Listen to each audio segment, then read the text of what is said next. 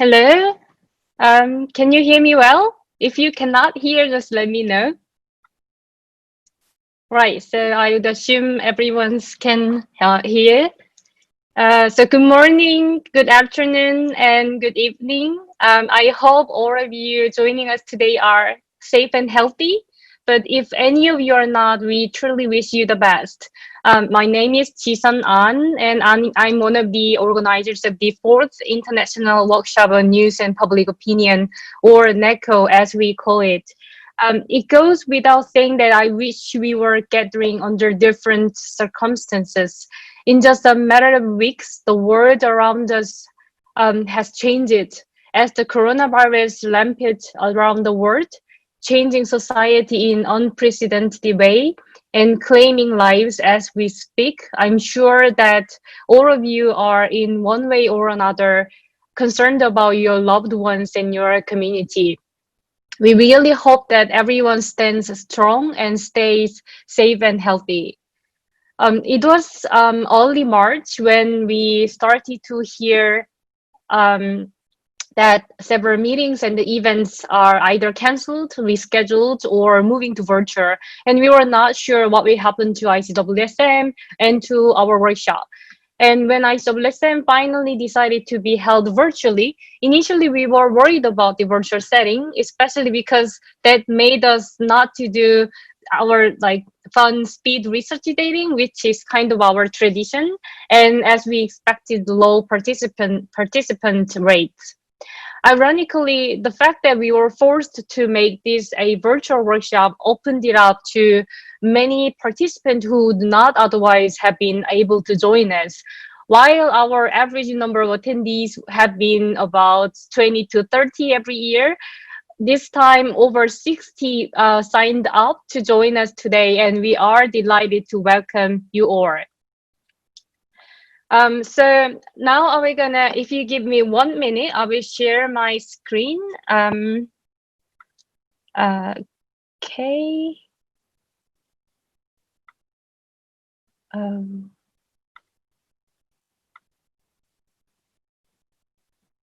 Right. Sorry for the, I'm not sure why this is happening. Just give me a second.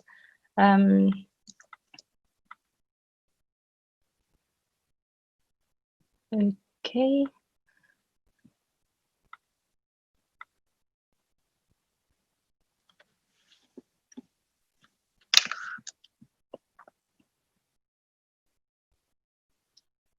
Oh, all right.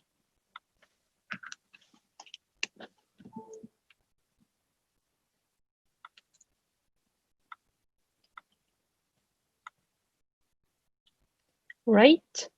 I hope you can see the screen.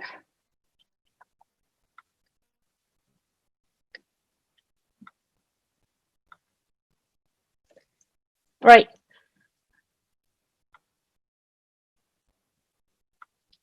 So once again, so I'm here with my co-organizer, Haeun-Kwak, and we are again pleased to welcome you virtually to NECO 2020. Um, So I want to especially thanks to PC members who are from various disciplines, including communications, political science, network science, and computer science. And we are grateful to the organizers of ISWSM and AAA AI folks who have helped us to deliver this workshop. So NECO workshop focused on three topics: news media, public and public opinion, and their interplay. And we believe that COVID-19 has reinsured the importance of these topics. Under the circumstances where we haven't been experienced, the role of news media is obviously important in understanding what's going on at the moment. And at the same time, the voices of the public helps to identify the most important issues and to strengthen the community. And our era is no longer depending on one-way interaction. It is more of interaction between news media and public in determining what are the most important factors regarding the event. And we also would like to highlight our previous editions of NECOs. And so the NECO has been run from 2016 to 2019. And in 2018, ISWSM didn't have the workshop proceedings, so we don't have papers in that year. But apparently we have a H index of 6, which is amazing. And it can be 7 soon. So please cite those two papers with a citation of 6. Then we can have a H index of 7 soon. But then good news this year is that workshop proceedings is back and from now on. So our workshop papers maybe will have a DOI numbers and will be citable. And we also hope that more people will join next year with these changes. And as I mentioned earlier, research speed dating is one of our traditions, and is one of the most fun and best way to know each other's work. And we are really sorry that we're gonna miss this particular activity, but we really hope to have it back next year. So please consider to join NECO. I mean, if everything goes well, next year in person. So here is the program of today, and our workshop is essentially divided into 3 parts, and the goal is to provide the breadth. We're gonna have a brief breaks between the sessions, and then we will try to be best to stay on schedule. So unfortunately, there's a changes in this workshop program, and which I just found out like 15 minutes before the workshop started. So that made me a little nervous, and sorry about a little delay of the workshop due to that. So there was a little confusion, and apparently we won't be able to have a dean as a first speaker today. He may be able to talk later in the third sessions, but we will see whether that would be possible or not. So instead of it, we will have a Luca, which was originally scheduled as a second talk. He will start our first session, and he will talk about it in right after these opening remarks. Um, so here today we have these 6 fantastic speakers, hopefully, or 6, who will talk on multiple aspects and perspectives of news media, public, and their interactions, from agenda setting by news media to audience diversity and to their attentions. And we also gonna we'll see some talks about fairness and bias in news portals and news recommendations. And we are really, truly very excited to have our speakers today. And we'd also like to mention about our kind of sister workshop, which will gonna happen as a back-to-back after the NECO. So Mediate is a workshop which is dedicated and focused more on the misinformation. So, and this workshop will start 1 hour after the NECO is finished up. So, and then they have really interesting and exciting program as well. So I encourage all of you to join it. If you happen to register for another workshop, but if you are interested in Mediate, then I'd suggest to contact the Mediate organizers for possible switch. And finally, you can follow us at NECO Workshop. We are using this Twitter account to keep you updated and for the new editions of the NECO. And if you are gonna tweet about our workshop or talk, then please use this NECO2020 as a hashtag. Right, so I will stop share again, and I will just, there are a few more things to talk before moving on. So before we move on to the first talk, I will remind you for a few things. So please bear with us as our technical and logistic challenges in moving to the online format before become clear. Of course, we want to thank the speakers in advance of their comments, and we want to also thank you, the audience. We are pleased to see a global audience, and we saw participants around the world, including large groups from like US, Canada, India, China, and the UK, and many others. So we especially thank those who join us today, even though it may be very late night based on your time zone. And so as you've heard, our format today will be entirely virtual, and every speaker is in different location, and these will pose some technical challenges. And please bear with us if there are technical glitches during our time together. I apologize if there are any funny behaviors of Zoom backgrounds, like cutting my head. We are doing our best, and you may hear funny sounds in the background, and sorry about that. You will have a voices with a time check. So the only way we can tell speakers that they have a minute left is actually to say 1 minute left or 5 minutes left. So you will hear that. And also I want to apologize to our speakers, because we may have to cut them off if they are going long. We understand their enthusiasm, but we have to keep to the schedule. And now just one more thing. We invite you to ask questions during the talk, but you can through the chat. So you can simply type any questions in the chat. Then our co-organizer Heun, he will gonna collect the questions, and we will try to get to as many of the questions as we can. And when asking, and if possible, please mention slide numbers as well, so that it can the speakers can associate your question more easily. And you can ask these questions anytime during the talk, but then we also, if you'd prefer to ask in person, then after the talk during the Q&A session, you could use this you can basically raise your hand. So Zoom has this function. You will probably see under the participant tab, and then you can sort of raise your hand. And then if I see them, then I will ask you to unmute your mic, and then you will be able to ask question directly to the speaker. So please consider to do that.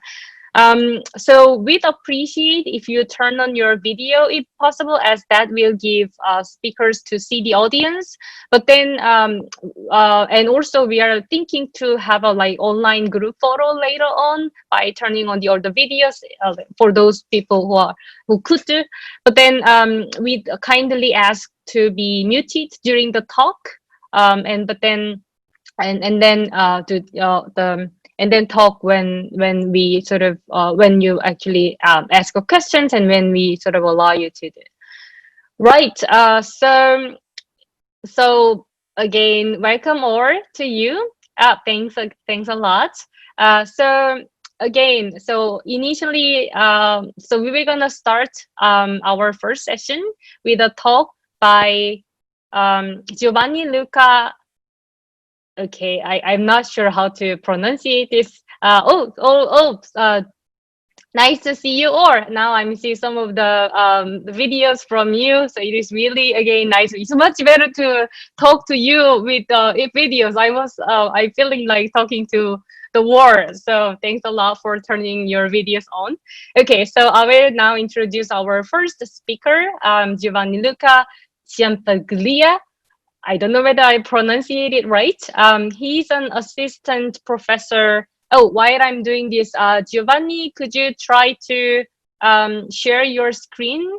And while I'm sort of introducing you, I think you. I think just give me a second. Okay, I made you a co-host, so now you should be able to share your screen. So please try. And it would be nice if you can also unmute, so that just to check whether it goes well. Okay, so Luca is an assistant professor at the Department of Computer Science and Engineering at the University of South Florida. He's interested in information quality in cyberhuman systems, in particular trustworthiness and reliability of information in intelligence systems.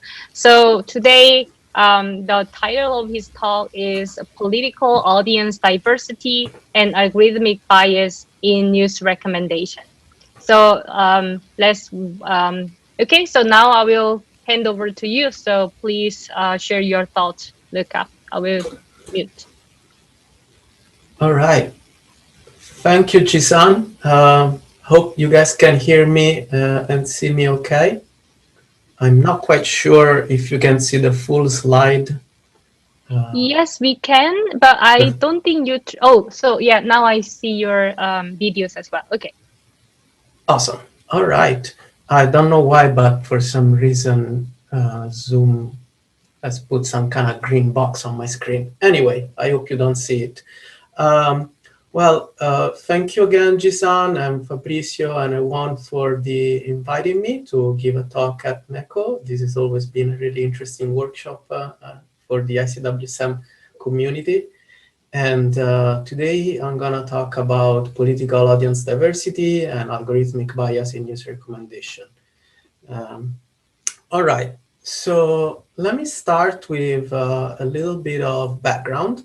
And I think we all know that the internet allows people to connect and share ideas and discover people that have similar beliefs.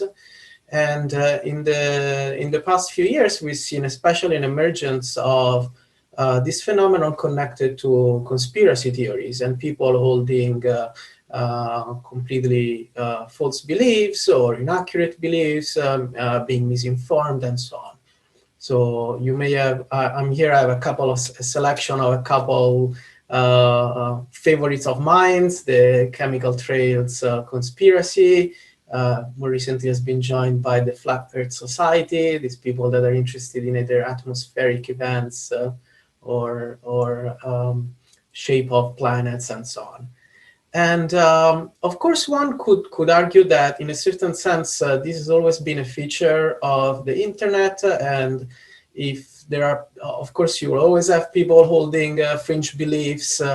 And in a certain sense, this is a little bit of a byproduct of having this pluralistic approach to sharing of information that is the one of the ideas of the web.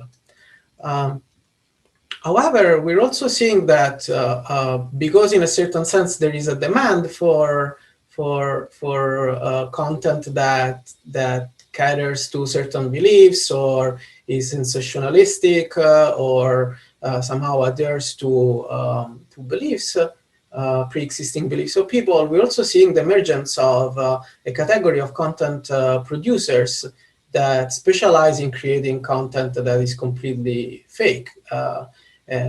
We know at this point we call them by fake news websites, false news, inaccurate news, hyper parties, and there's essentially a whole zoo of this type of producers here. This is a good example, another favorite of mine, because in a certain sense it also dates back to when I started being interested in this problem, which is around 2014, if I remember correctly, during the first Ebola epidemic that was somehow reminiscent of what's happening these days. So during that time, this website in particular, National Report, accrued quite a lot of attention by producing this kind of headlines like Dallas cancels Halloween amid Ebola concerns. Of course, this was completely bogus. But especially in times of crisis and uncertainty, this kind of fabricated news can get a lot of attention.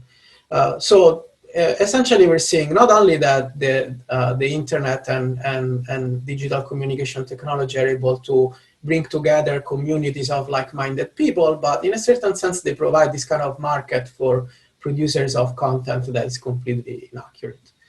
Um, and uh, and especially with the rise of algorithmically curated news feeds and social media platforms that in a certain sense are based on this idea of selecting content based on the interest of people, we're seeing that this class of content has really skyrocketed, and in a certain sense is also creating uh, um, uh, more broader vulnerabilities for the integrity of the information space as a whole. And this has been in particular very serious during the last presidential election in 2016.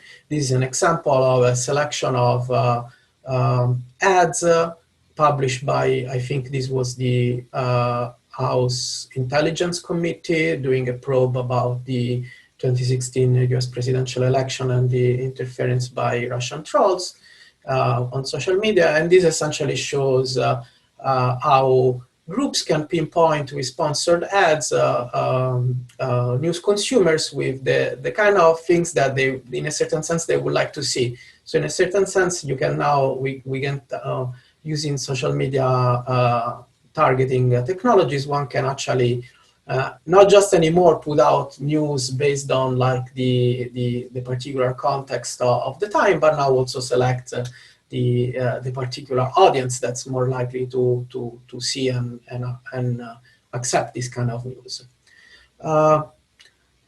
And in a certain sense, this is possible because we know that the news consumption is highly polarized.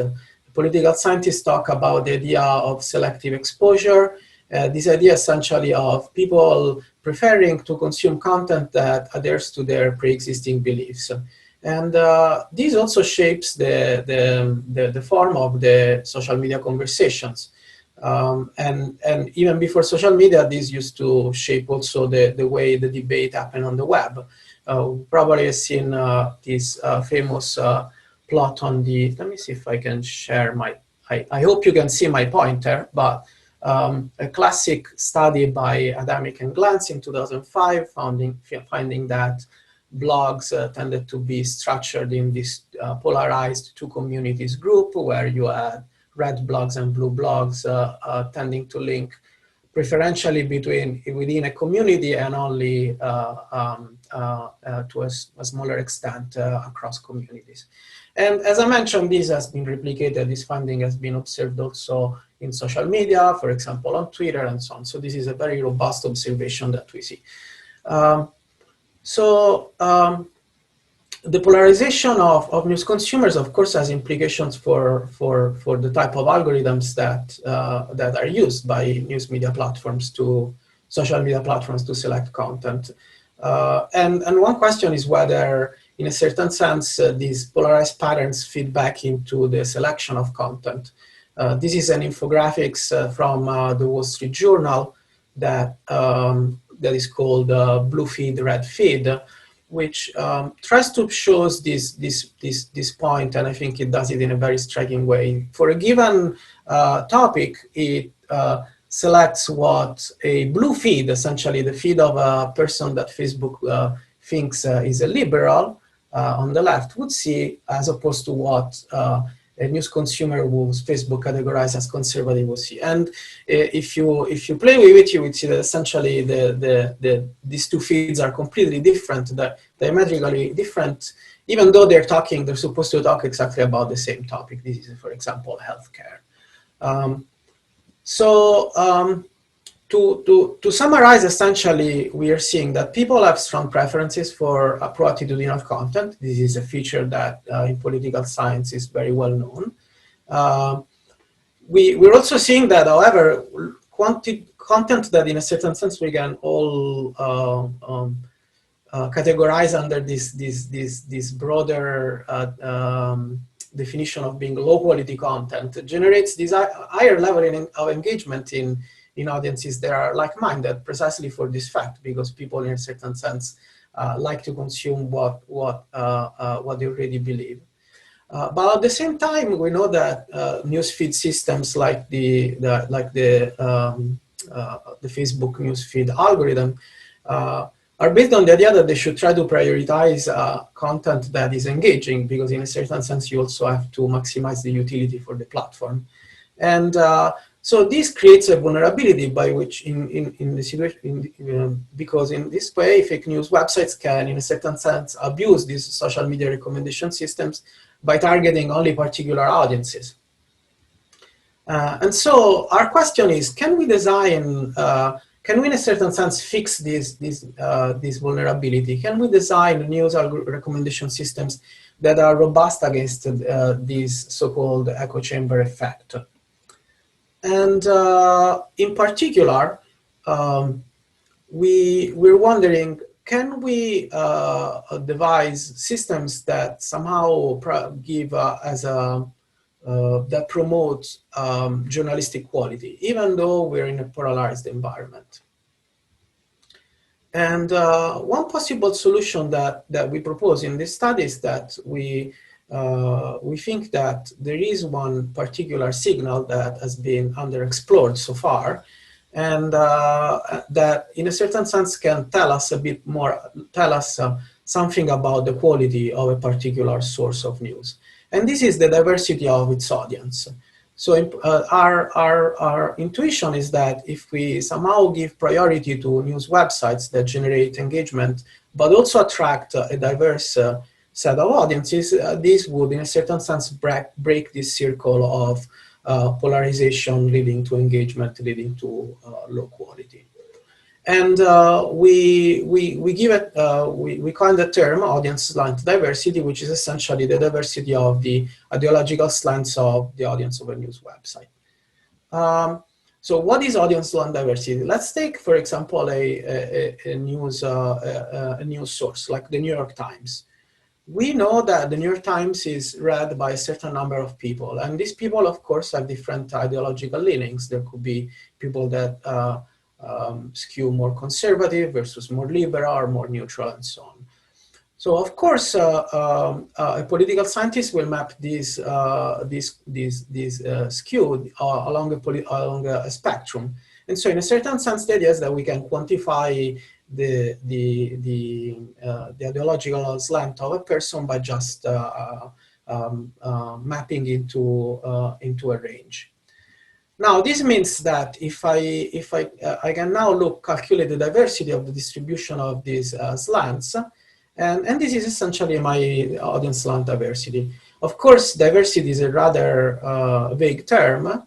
Mathematically, this can be formalized in many different ways. In our study, we looked at a number of them. Here I will present results that are based on the variance of this distribution, which seem to be give the best results. But we also tried for the usual suspects like Shannon's entropy or the Gini coefficient and so on and so forth. Okay, so now that I've laid out the background, let me try to formalize the research questions of this study a bit more precisely. The first question that we have is that, is there a correlation between the diversity of an audience and the quality of the news of the source? And to answer this question, we've pretty much we answer this question from an empirical point of view, and we do a statistical analysis to determine this. The second question is, can we use the diversity, this signal, to perform better recommendations? And this is more a question of how could we employ this signal. In a certain sense, is a question of how can we design a new algorithm, a new recommendation system. And in this case, because our point is really to try to show that this signal is valuable, we are considering perhaps the simplest recommendation systems, which is collaborative filtering. And we perform a study in which essentially we analyze whether re-ranking using diversity helps the collaborative filtering scheme. So to do this, we consider two sources of data. First of all, we're using YouGov, which is essentially gives us a web traffic history from a large panel of American citizens. So this way we can characterize news consumption patterns of people and relate them to their ideological slant. And to characterize the quality of the news, we're using NewsGuard, which is a data set, is a system of source reliability ratings that NewsGuard maintains for a very large fraction of web domains.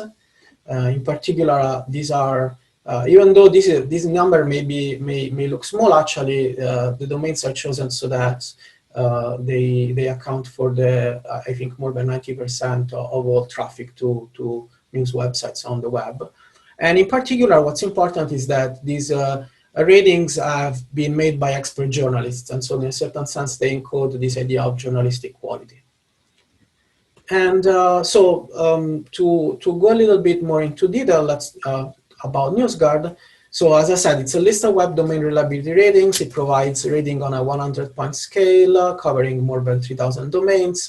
And as I said, the rubric is pretty broad. It covers things such as editorial responsibility, the accountability, whether they publish inaccurate news and whether they correct them, and so on. They also provide a categorization in trustworthy, untrustworthy, satire, and platform websites. The mean reliability score in this in the data set is 69.6, and this gives you the distribution of these scores. As you can see, this is more or less the average.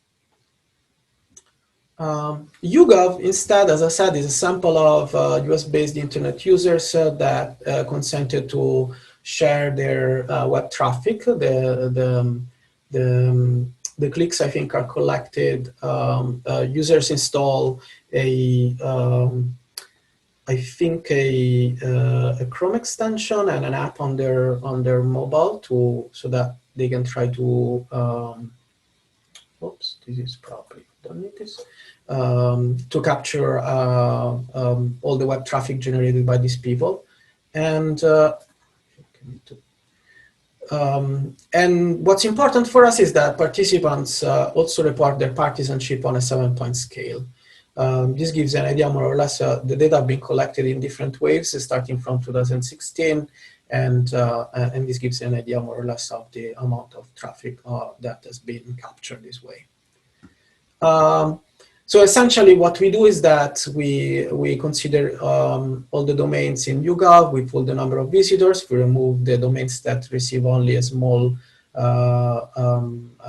handful of visits, and then we match these domains with the ratings in NewsGuard. And this essentially, at the end, after we only consider trustworthy and untrustworthy domains, which essentially corresponds to the domains of news producers.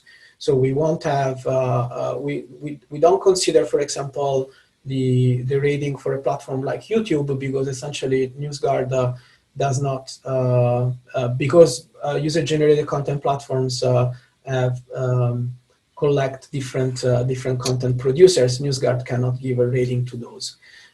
So what remains is essentially a subset of the domain and a subset of the users. The first thing that we looked at was to consider whether the main question is to see to see what's happening right now, which is to, in a certain sense, algorithms want to prioritize engagement. And so the first thing we asked whether there is any correlation between the quality of a source and the number of visits, the number of clicks it receives. And in this plot, we're looking at the logarithm of the number of visits, and as you can see, there is very little correlation. So this is essentially already the first confirmation that our intuition that popularity doesn't really tell us much about quality, and this is in fact correct.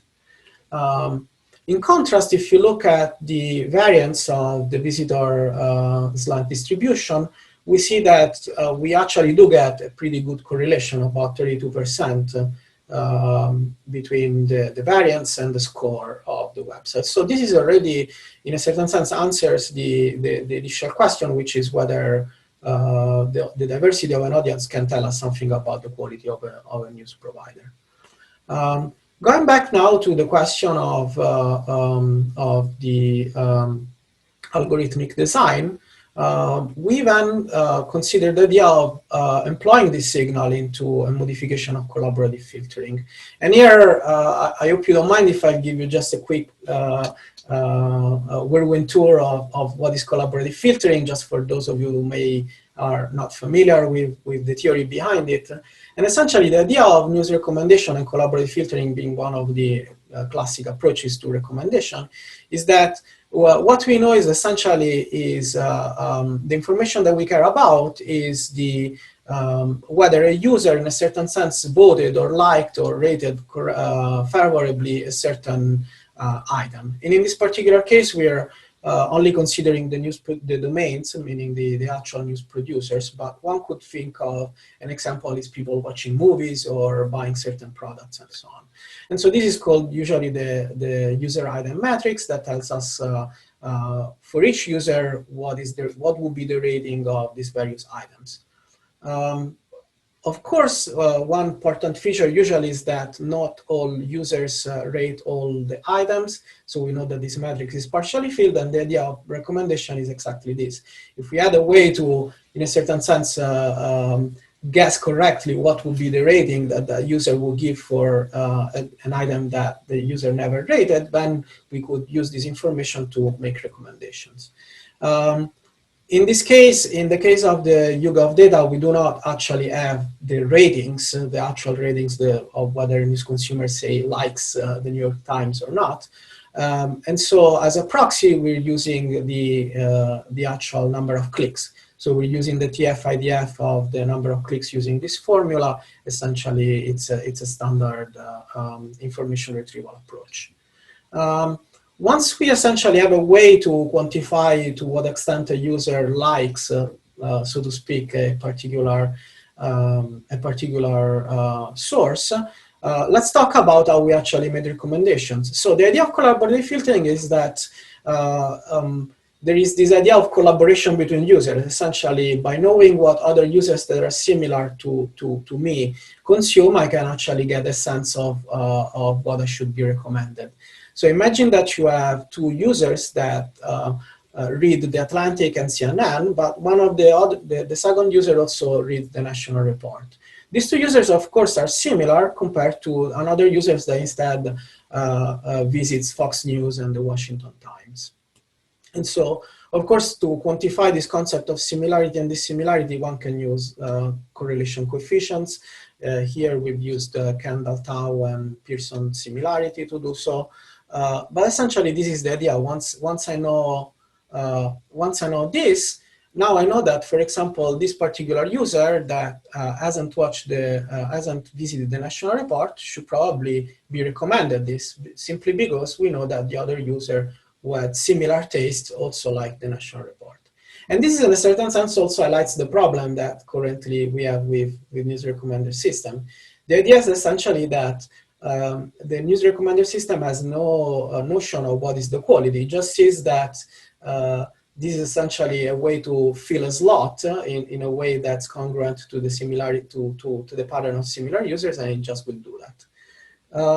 So the actual formula that for example, the classic user-based collaborative filtering will simply encode this idea by considering the most similar users here and computing a rating that is the average rating of the user plus the contribution of the similar users, this weighted average.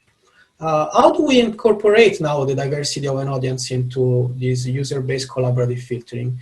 We're using a very simple, perhaps like the simplest approach is to essentially just add an extra term that gives either a boost or not. And to do this, we consider the sigmoid function. Essentially, we consider a sigmoid function of the variance of the diversity of an audience.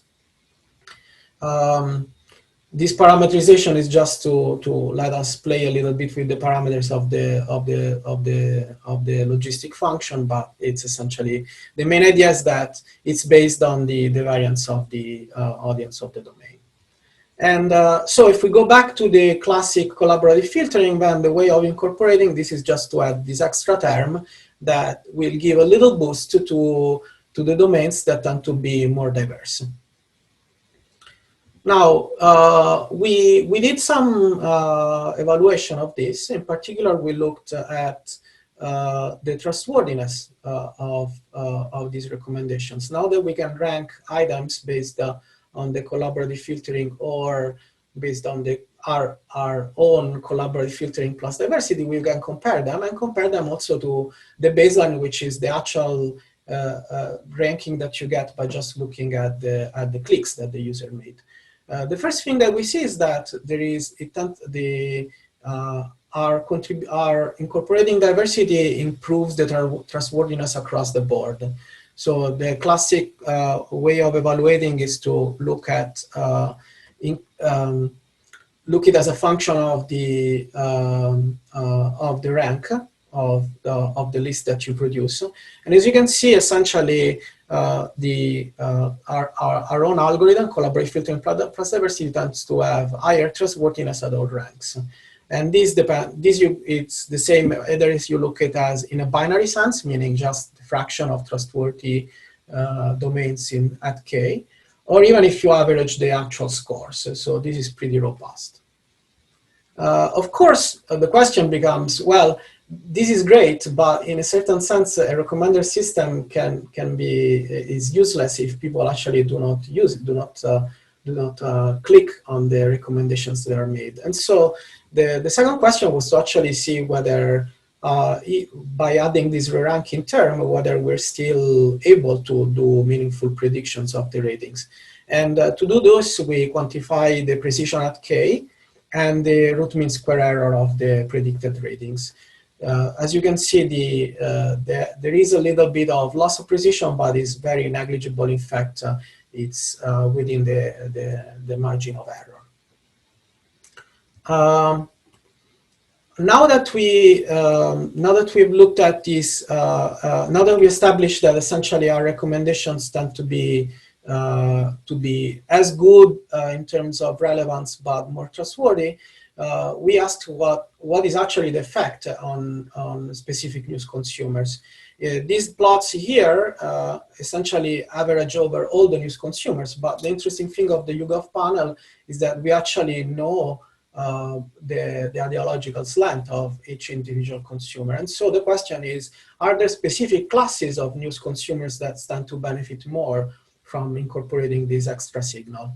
The very first thing we looked was to look at group users by their media diet. Essentially, if we can look at this effect for people who tend to visit websites that slant more Democrat versus more independent versus more Republican.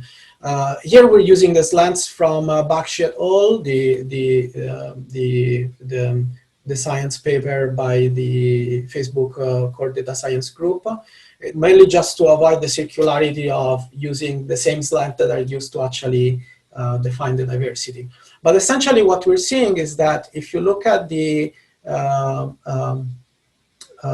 change relative to the baseline, we see that essentially the groups that have the highest improvement relative to the baseline tend to be the people who tend to visit websites that lean Republican. Moreover, we're also seeing that the classic collaborative filtering tend to be less trustworthy than the baseline. This is a consistent feature, more or less, of all the other effects. Of course, this depends on the actual rank. So this is the effect at 1, at 3, at 5, or at 10 items ranked recommended. And in a certain sense, it would be better to explore this with just a single number. So how can we actually summarize all this information in a single plot in such a way that it doesn't depend on the actual choice of K? And to do this, we're using a discounting method based on the ranking model. So the idea here is simply that let's consider a particular ranking. And imagine that the user wants to consume something from this ranking. So what is the probability? The question is, what is the probability of choosing one particular item from this ranked list? And here we're using the ranking model, which simply tells us that the probability of choosing an item is the case with a power law function of its rank. And given now two rankings, we can compute the change in trustworthiness as essentially the expected trustworthiness of one ranking minus the other. Now that we have a way to essentially quantify the change in trustworthiness of two particular way of ranking the same set of items, we can actually stratify the effect by different interesting variables. So the plot A is essentially the same plot that I showed before. Now, taking into account all the values of K, we still see that there is this big benefit associated to people that that tend to have a more conservative beta diet. Oh, sorry, no, that's so plot number B would be the one of the media diet. Sorry about that. The ideology is the self-reported ideology that YouGov participants report in the survey. And again, we see that this is consistent as well. So the ideology, of course, is between conservatism and liberalism, whereas the media diet here is about whether one tends to visit websites that lean more Republican or Democratic. Another way of seeing is how partisan, how extreme in the partisanship users are. So essentially, it's the absolute partisanship that it's the absolute value of this quantity. And we're also seeing that there are stronger effects for people that tend to be stronger news consumers. When you look, for example, at the total number of clicks and you split users into sites, we see that the improvement is higher for the people that consume the most news. This is actually very interesting because it connects very well with prior research showing that these are precisely the people that tend to be affected more by selective exposure. The same happens for the number of distinct domains, so the breadth, in a certain sense, of the media diet. Also, we tend to have a little bit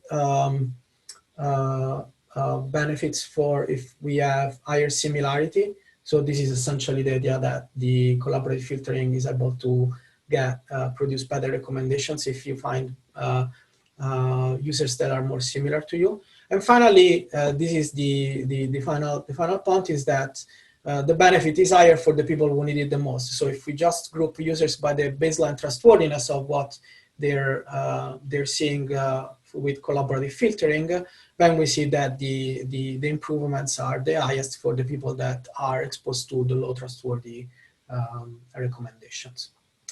Okay, so in summary, to sum up, we're seeing that currently news recommendation algorithms are not able to select these high quality news domains because in a certain sense do not have good signals that tell them what is the quality of the journalistic quality of the news produced. And this is abused by producers of misinformation, and in particular, not only by the content producer, but the people who want to target particular audiences. So we propose to use the diversity of an audience, we think it's a valuable signal since it correlates with the quality. And we saw that incorporating it into even in a very basic, in a certain sense, collaborative filtering scheme leads to notable improvements. So I would like to acknowledge my co-author. Of course, it would be great if this was only the product of my hard work, but it's never the case. In particular, Shandhya Maya and Soumya Baidani are the two students who did the most important contributions to this work. And this is a collaboration between University of South Florida, Indiana University, and Dartmouth. And the other important thing to acknowledge is the generous support from the National Science Foundation. And with this, I would like to thank you. If there are any questions, please raise your hand or use the chat. Thanks a lot for your talk. So here we have one question. So, and probably Luca, you may also be able to see on the chat. So are YouGov users a representative sample of US citizens or? Yes, that is a good question. Sorry, basically, like, are popular websites among YouGov users are also generally popular? Yeah, that's the question. Yes, so it is this is the YouGov Pulse panel, and it is essentially a representative sample. Now, the one question is that the data set comes with weights that are used to actually reweight particular observations based on to make them to ensure the representativeness. When it comes to actually estimating quantities like trustworthiness and so on, it's still not quite clear how to make use of these weights. So we cannot claim that the raw data, the in other words, the popularity is even though this is essentially people that are tend to be drawn from the general population of U.S. citizens, because we didn't have a way to actually apply the weights, so we cannot claim that then the patterns of visits are representative, but I would say they're pretty close. Right. So maybe then I will have a quick question. So it's a really interesting idea and the way to measure the trustworthiness of the news media. But like, I wonder in practice, who and how this method or algorithm can be applied to be beneficial to the society. I mean, at the moment, if have you ever thought that who would be like who would be actually adapt this approach and how that would benefit to the society? Yeah, so we think that this is essentially the people who would, the kind of stakeholders, if you want to call them like that, that would stand to benefit more from this are the social media platforms, because in essentially, and not only anybody who essentially is in the business of making these recommendations should know about the fact that diversity is correlated to is associated to quality, and in particular, I think platforms like Facebook could now include this signal to change the rankings in the news feed. I know that, of course, I'm not saying that Facebook is using the user-based collaborative filtering algorithm. Of course, they probably use much more sophisticated approaches than that. But it seems to me that essentially by showing that even a very simple recommendation schemes is affected by this problem of being biased toward things that are popular and therefore are not correlated to quality, by adding this extra signal could help them make better recommendations.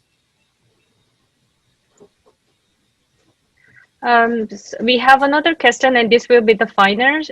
Right. So, is similarity between users defined by the visits to the political websites only, or you can see some interesting website visit patterns that are not related to the politics, but actually work well for recommending political websites? That is a good question. So I didn't mention this, but essentially, if I remember correctly, I mentioned originally that we were not considering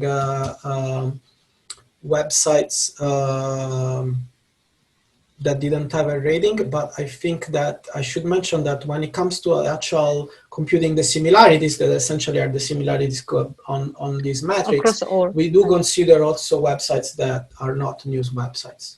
And so, for example, if, I don't know, if people watch a lot of YouTube, that would be taken into account.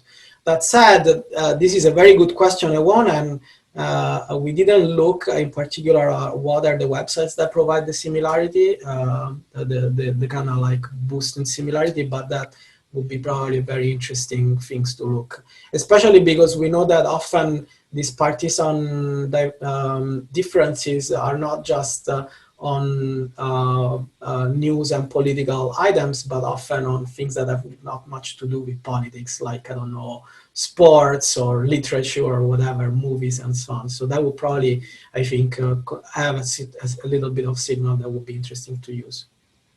Yeah, there's a notion of lifestyle politics.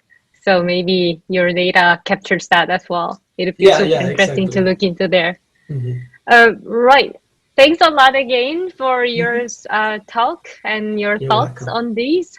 Thanks, and Stevin to be first speakers of today. So as I mentioned before, so Dean, who was scheduled as our first talk, he unfortunately couldn't be joining the first session, so we decided to push his talk to the end of the workshop. But because we have a limit, so we decided to shorten his talk. So Dean's talk is now from 12:15 to 12:40. So the workshop will be end by 12:45. But anyhow, so we will now have a break, but we want to keep the schedule as it is for the second session. So we will resume this workshop at 10:30. So we will have a slightly longer break. But I hope you rejoin or just stay here for the next 30 minutes and then talk to you all again. So thanks a lot for joining for the first session, and talk to you soon again. Thank you. Hi, hello all. Thanks for coming back. We will resume the NECO 2020 in 1 minute. So let's have 1 more minute to everyone to join. So the next talk will be by Laszlo. Laszlo, can you just raise your hands or talk to me that you are here? Okay, sure. Maybe you. I will stop my screen sharing, so maybe you can start share your slides and maybe start in 1 minute. So I'm getting a window that says host disabled participants screen sharing. Sure. Sorry. Yeah, I was gonna do it. Okay, you were gonna be a co-host for a moment. Yes. Yeah. So thanks for coming back to NECO. So we will now start to our second session, where we will have 3 amazing speakers to work about their ongoing work in this domain. So we will have 3 talks, and for each talk we will have about 20 minutes. And so I asked to have a 15-minute talk and 5-minute Q&A. So now, because I want to keep the schedule, we're gonna measure the time, and I will tell you that that you have 1 minute left when it's about 40 minutes. Then you will have 1 or 2 minutes to sort of finalize and summarize your work, and then we will have a Q&A after that. Okay, so now I will then. I will introduce our first speaker of the second session. Laszlo Horvath is a postdoctoral researcher associate at the University of Exeter, working in the area of political communication, media, and gender using quantitative and computational methods. So today he will his talk title is Intermedia Agenda Setting and Concentrated News Production, the BBC's role in the UK's coronavirus coverage. Thanks again. So goes to you. Yeah, thanks very much. So I hope you can hear me all right and see me as well. I don't need to introduce myself anymore. I'm Laszlo. My co-authors, I'm presenting on behalf of my co-authors as well. Susan Branducci is in politics in Exeter and Catherine Tyler is in anthropology. And I wanted to talk a little bit about the projects that we are working on, among other things, but the one that I'm going to talk about today relates to this collaboration between a team of ethnographers and a team of media experts at the University of Exeter. And we started with identity, belonging, and the role of media in Brexit Britain, which was this joint ethnographic and quantitative project to look at some questions around Brexit and including the role of the media in Brexit. And I just wanted to also mention that this project got extended and we got some more funding to study some of these methods, similar questions about identity and equality around COVID-19 in Britain, but with similar methods. So this is going to be an extension of our current fieldwork. So I'm going to go on. What I wanted to just give you a summary of what the project aim is, or at least what is relevant for this presentation, is that we are combining large-scale media mapping and text analysis tools with ethnographic data to understand how citizens interact with traditional and social media in practice. I also wanted to give you a 2x2 table, and I'm going to start with the columns. So we are combining ethnographies and media data, and you will see one ways to do that, but we have many others. I wanted to also mention that this is work in progress. This is the kind of work that requires a lot of innovative thinking because this hasn't been done many times yet. Also, it requires a lot of trust across our teams because we don't always necessarily understand what we're going to do with each other's data.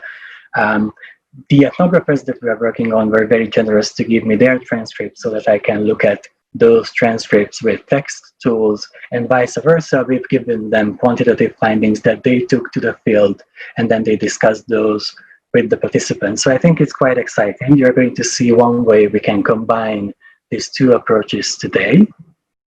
And then the other comparison I wanted to make is the two rows we have here is Brexit and COVID. Now it seems like these are maybe not super related, but these are both crises that we are now dealing with in the country, in the UK.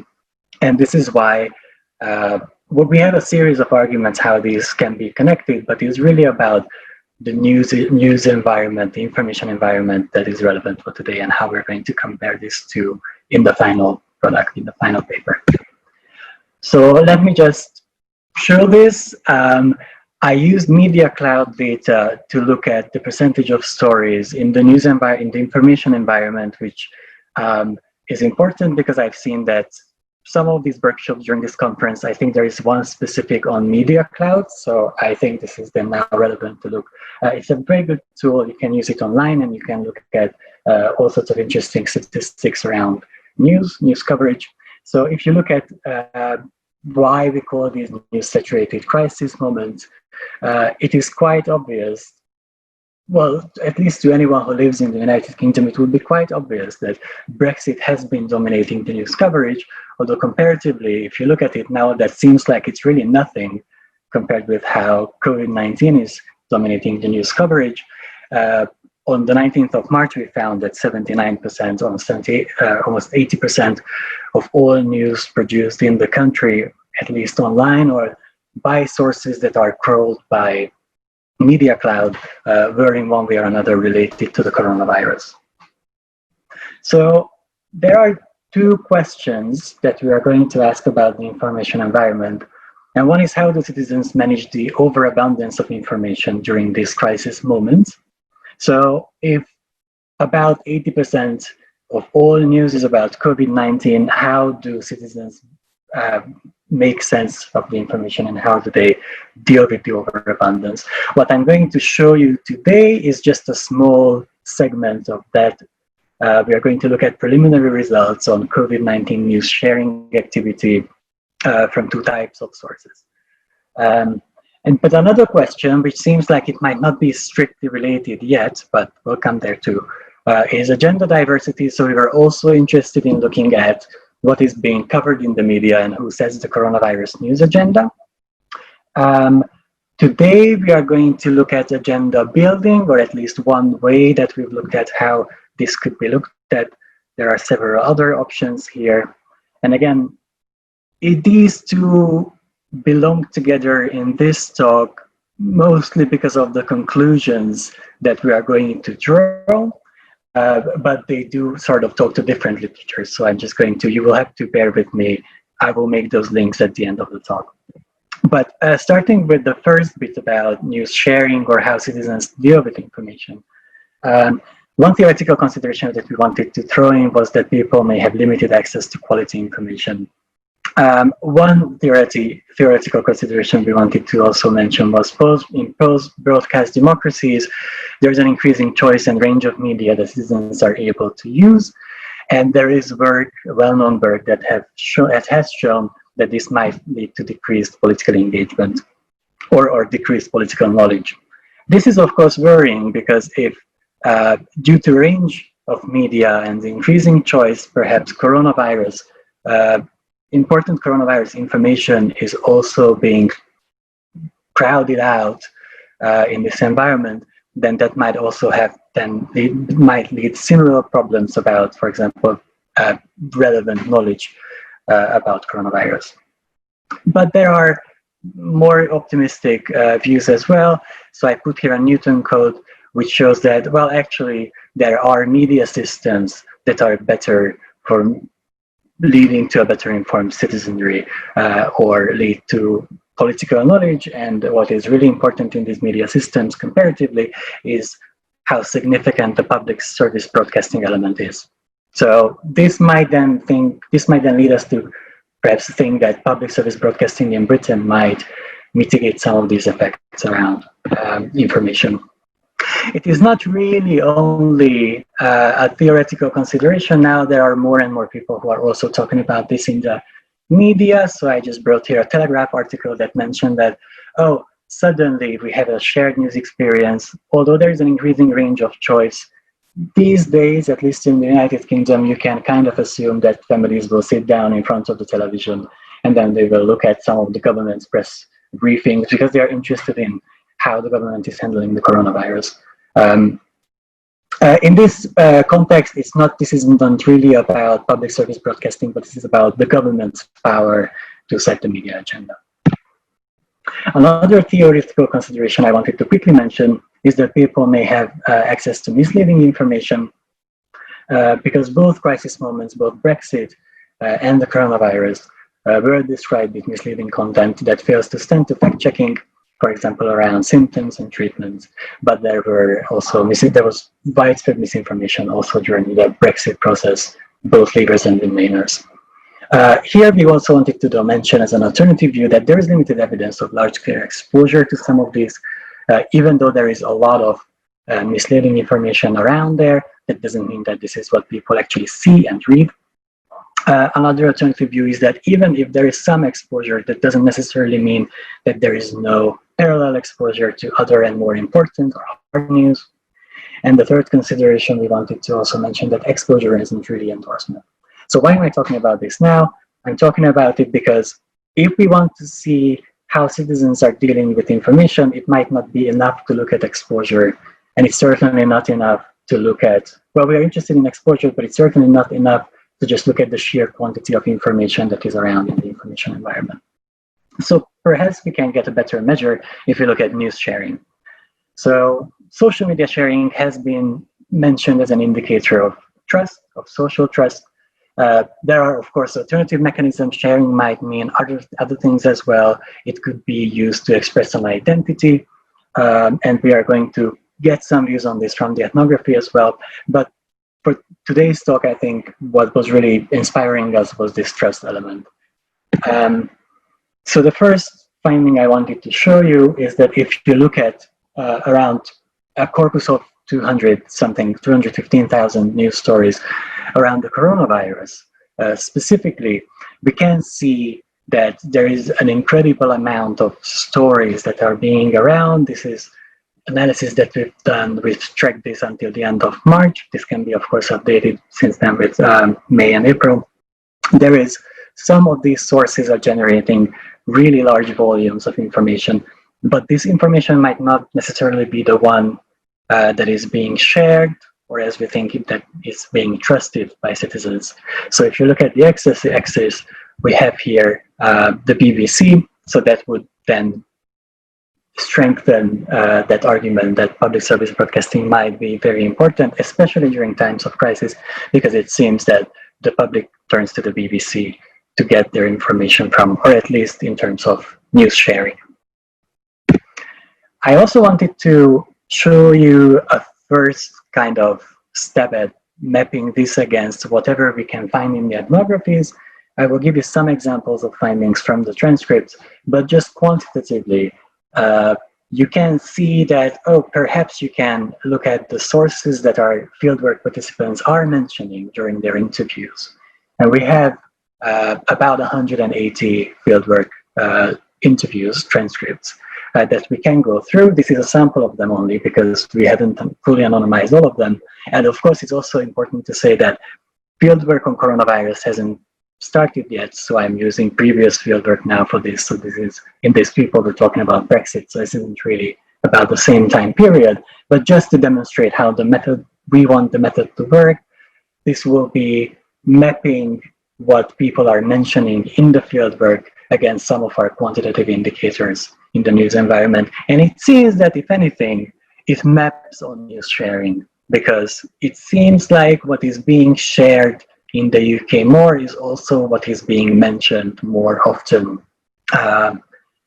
in these transcripts. On the other hand, the left-hand side of this, the left-hand side plot, that shows that maybe the quantity of news is not strictly, it's not really well related to what is being discussed by the fieldwork participants.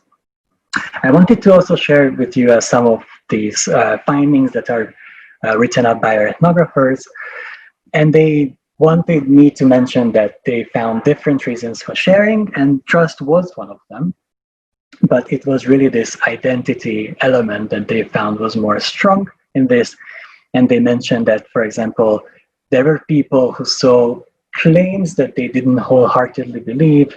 For example, a very well-known claim during the Brexit process was, or during the Brexit campaign, was the 350 million pounds dividend that is being paid to the European Union by the United Kingdom. And the claim was that this should go to the NHS instead.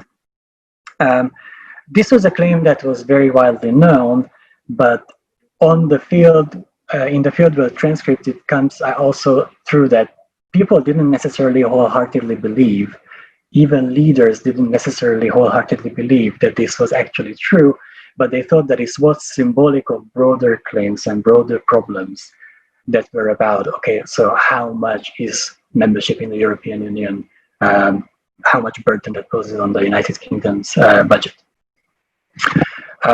Another thing, of course, is that if you think that the BBC is very important in terms of news sharing, the BBC during the Brexit process was seen a bit more problematic than perhaps it might be now. People on both sides of the Brexit debate argued that the same BBC programs were politically biased. Both of them thought that the opposing side planted members of the audience at the question time style events. The BBC Radio 4 program was also seen as biased. In fact, the current government boycotted some of these programs until a very long time. So these were thought both by Leavers and Remainers to be biased. Okay. I wanted to just then mention some implications for COVID fieldwork, which is upcoming. That this marked mood of distrust. 1 minute left. Okay, that this marked mood of distrust of the BBC during the Brexit crisis renders the current return of the BBC as the most trusted source very significant. So I can conclude actually here at these preliminary conclusions, just to say that the BBC here represents an opportunity for a shared news experience despite an increasing range and variety of media choices that are available. And this perhaps is due to the crisis moment, and that during the crisis moment, people need reliable information. And just as a last half sentence, I wanted to mention that what I didn't manage to talk about now is intermedia agenda setting, which would just briefly show that in terms of different sources following each other or using each other as sources, the BBC again emerges as a significant source for other news outlets, not just for people, but for other news outlets as well in the information environment. So, thank you. All right. Thanks for your talk. So here I actually had one question during your talk. So you mentioned that you had this data set of the news articles from the media cloud. So I wondered what kind of media sources are included in media cloud for the UK. So how diverse it is, whether you have any idea. And I wasn't sure whether you actually collected or have the data set or whether you just plotted the trend. So it'd be nice if you can mention a few more words about that. Yes, so the media cloud data was just for plotting. I see. I do have an idea of the sources. I do have a better idea of the sources that are being collected from the content, the media content data that I actually have. That doesn't actually come from Media Cloud. It comes from another provider. It's coming from WebHose, and that we did investigate. So we are talking about, I think, around 2,500 sources. These are news and information sites in the UK. I think I would say, and in the UK, by that we mean that they have a sizable UK audience, but they can, of course, be global information sites as well. And then maybe the other thing to mention is that the story count here that we're dealing with during these first 3 months of the crisis was, I think, around 215,000. Yeah. So thanks a lot for interesting discussion, but unfortunately we need to move to the second talk. So thanks again to the speakers, Loeffler, for your interesting talk. And if you have any other questions, just please consider to contact him directly. So that you can, given that it's an ongoing process, I would see that we would be very appreciated for your other comments as well. So now our second talk is by thanks again. So now it's by India Sen, Indira. Sorry, I mispronounced your name. So can you unmute yourself and also share your slides? Yeah, So I'm just sharing my slides. okay, so Indira Sen is a doctoral candidate and at Computational Social Science Department at GASIS. Her interest lies in understanding errors and biases in inferential studies from digital traces with a focus on natural language processing. So she will talk about the measuring public opinion line potentials and before today. So let's welcome her. So I will mute now. So please go ahead. Thank you so much, Jason. So good morning, good afternoon, good evening to everyone who's joining us at the workshop today. Like Jason said, I'm Indira. I'm a doctoral student at GASIS. And today I'll be talking about some of the work that I did with my colleagues about the potentials and pitfalls of measuring public opinion online. So, given that the focus of this workshop is about how public opinion is both produced and consumed, I don't need to stress on the importance of accurately measuring public opinion.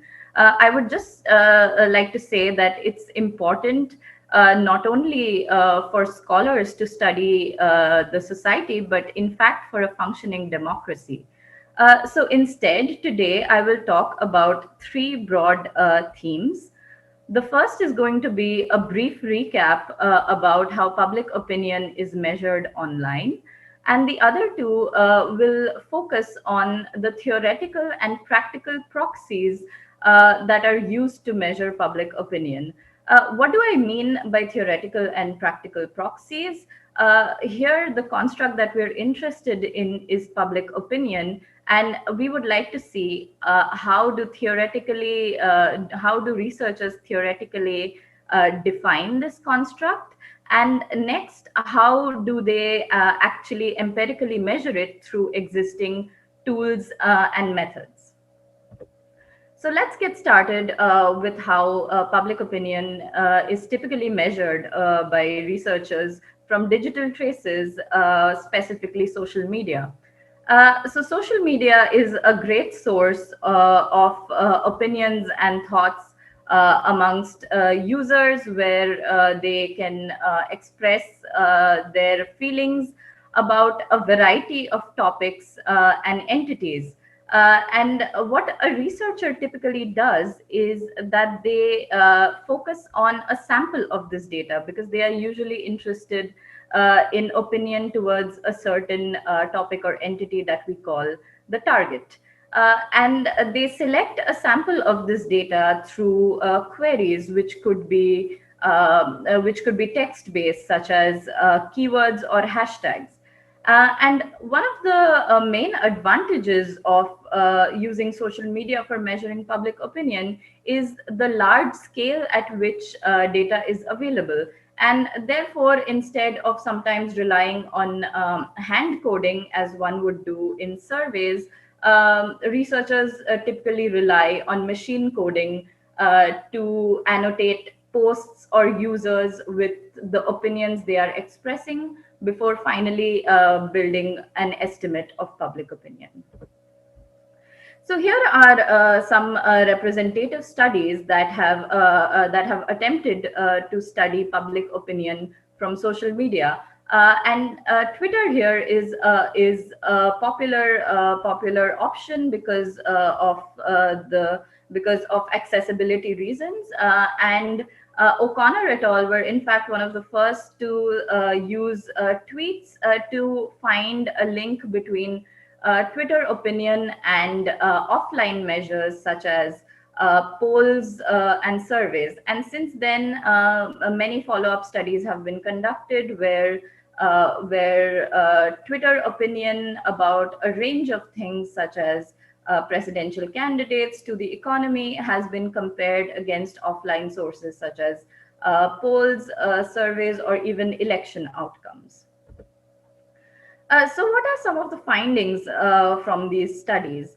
After some initial positive results where a correlation was found between social media measures and offline measures, it turned out that social media measures sometimes do not align very well with offline measures.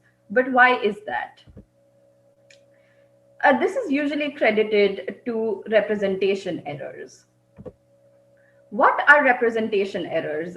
Representation errors is a common concept in survey methodology. Survey methodologists have been attempting to improve estimates from surveys using various techniques, and one of the ways that they diagnose errors is by identifying them. And to first do that, they look at two sources of errors. And the first is representation errors, or errors due to who is measured. And some examples of representation errors include coverage errors, such as the demographic mismatch between social media platforms and the census from which offline polls are conducted. Another example is non-response errors, where certain people are simply not very vocal on social media about certain topics. And this, and again, going back to some findings from survey methodology, some of these representation errors can be mitigated through reweighting, something that Luca was also talking about in his keynote. And this is also gaining traction in digital traces and social media-based estimates nowadays. But now we turn to the second source of errors that can also plague social inferences from digital traces, and those are measurement errors. Measurement errors come from are errors due to how the construct is measured. And the construct in this case is public opinion, and the measurement can be divided into two parts. First, the construct is defined, and then it is operationalized. And just as a side note, diagnosing errors in computational social science studies is something that we are interested in and that we've been studying for some time, and that's also the lens that we have applied for measuring public opinion. So we will take a closer look at measurement errors now. So going back to the typical pipeline that we had, we first think about the theoretical proxy. Here, a researcher defines a way to measure an intangible construct, in this case, public opinion, in a tangible manner. Public opinion can often be defined in the form of something as simple as the number of positive or negative words in a social media post to something more complicated, such as sentiment. And that forms the definition of the construct or the theoretical proxy. On the other hand, going from this definition, we also need tools or methods that are widely available or that we ourselves have built to actually measure this construct that we just defined, and those form our practical proxies. So let's first take a closer look at the theoretical proxies that have been used. So how exactly has opinion been measured in the past? So going back to O'Connor et al.'s study, in fact, which happened to be at ICWSM 10 years ago, they used the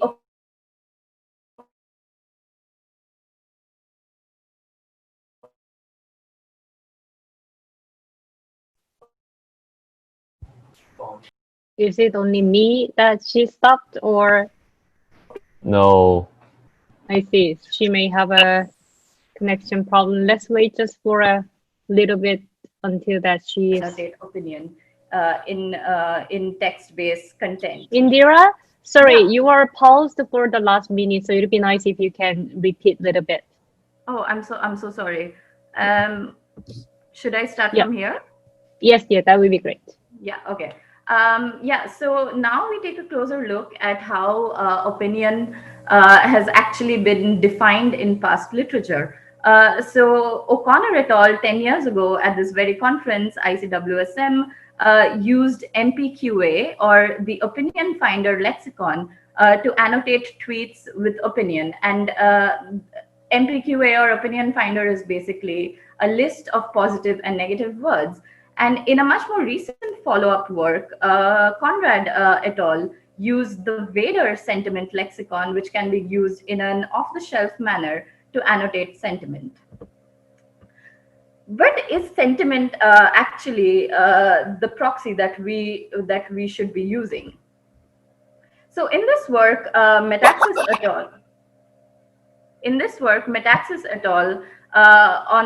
their paper "How Not to Predict Elections," uh, uh, did a manual analysis of sentiment analysis for opinion towards U.S. Senate candidates, and what they found was that sentiment analysis was only slightly better than random chance at measuring opinion.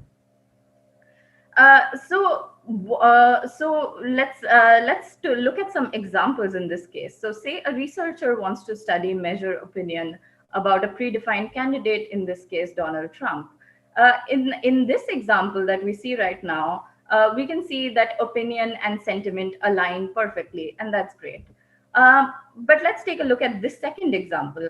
Here, the speaker actually mentions multiple entities, one of whom is Trump, the other entity is the media.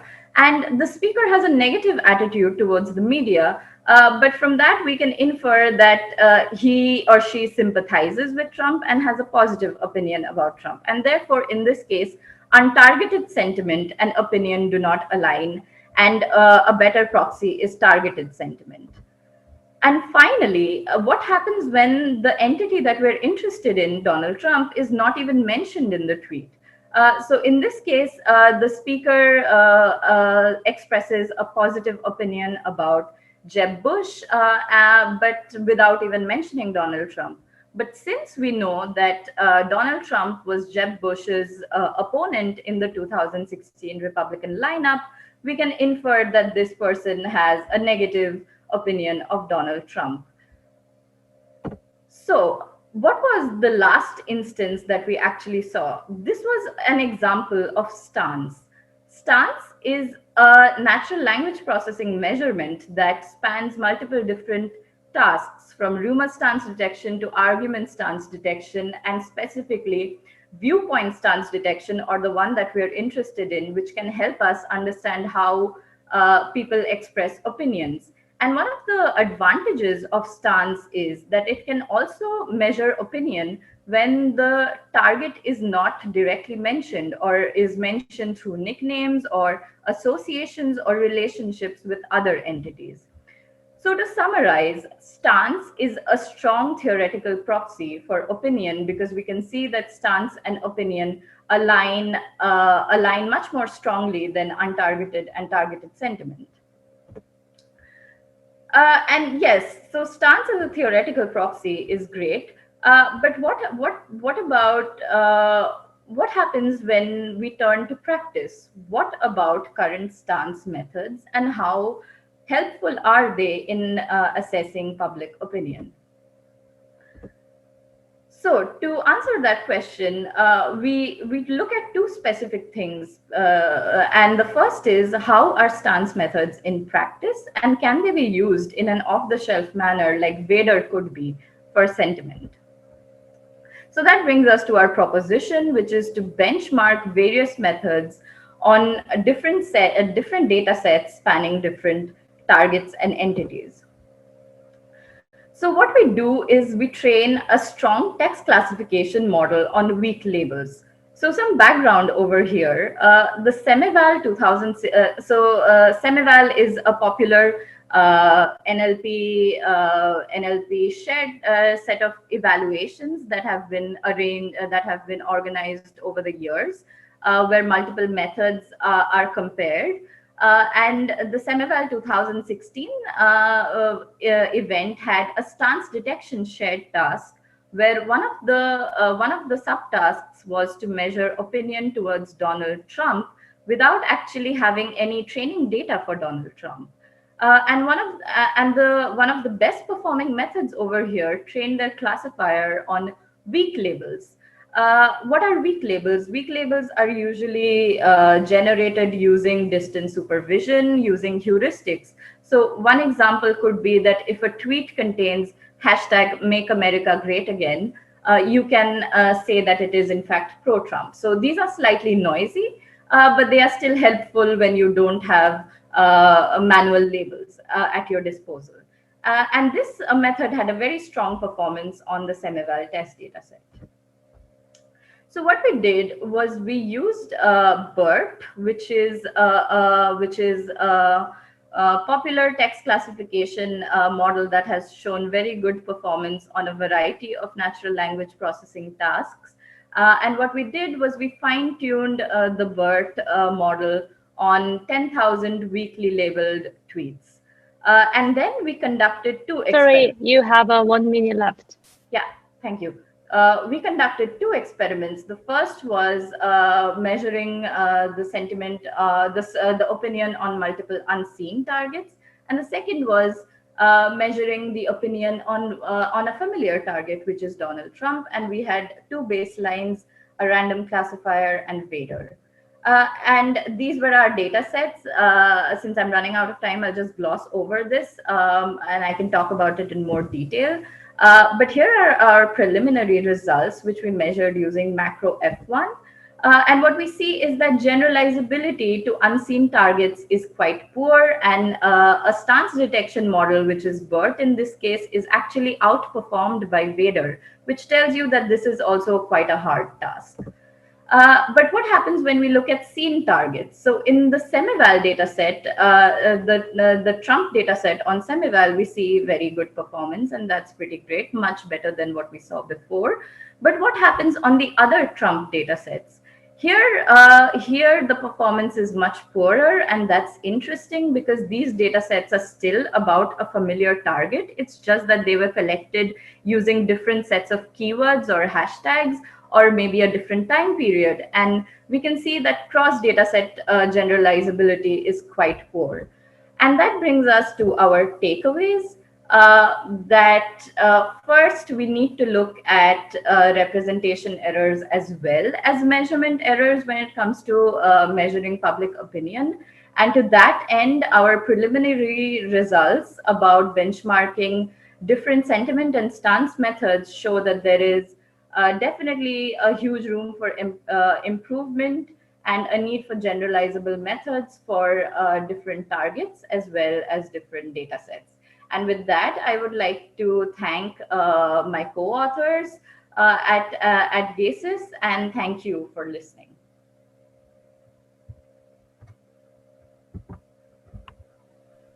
Thanks a lot for your talk.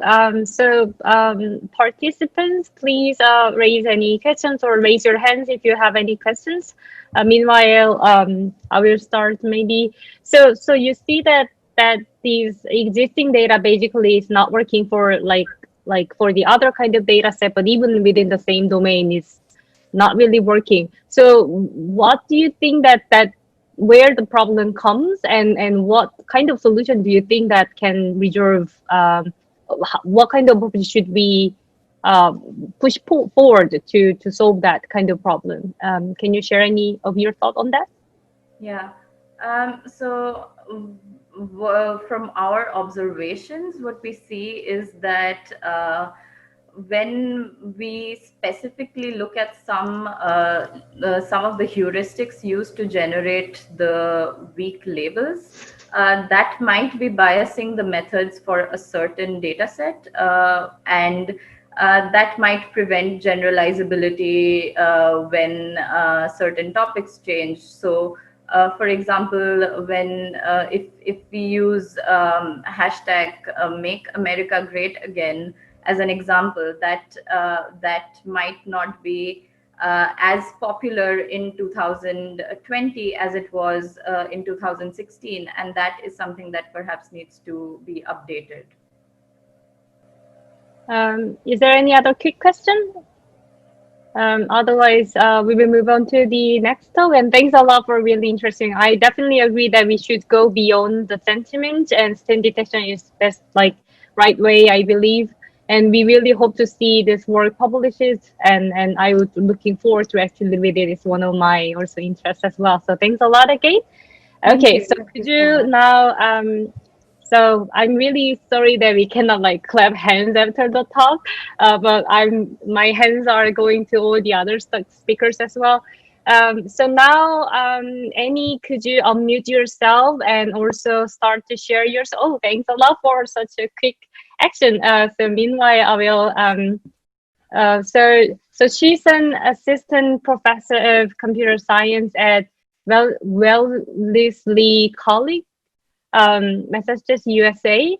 She uses multiple methods to study the interplay of algorithms, users, and content creators, including news outlets, in socio-technical platforms. She's particularly interested in how political elections may be affected by the informational ecosystem created by such a complex interplay. So her talk title is Google's Top Stories and the Fairness Doctrines. Please go ahead. Okay, thank you. Good day. Thank you for being here. Thank you to the wonderful organizers for putting together the program. I'm Annie Mustafarai, and I'll be talking about Google Top Stories. Before I start, let me send a shout out and acknowledgement to my current and former students, Anna Kawakami, Emma Lurie, and Onzoda Marava, for the many ways in which they have contributed to this ongoing project in the past 2 years. I would like to begin with the major takeaway from this talk. The graph that you see here summarizes 1 year of top stories about the query Joe Biden. It reveals that while top stories are dominated by news sources that are often depicted as center-left, the light blue bars, it nevertheless provides this disproportionate amplification to a handful of far-right news sources. This amplification could have consequences for the political agenda setting of the 2020 elections and needs to be acknowledged and discussed. Here's the plan of my talk. I'll tell you more about Google Top Stories, my motivation for this research, our data collection and some results, and then I'll briefly introduce the fairness doctrine and my provocation about Google's approach to top stories. So what are top stories? We are all familiar with them.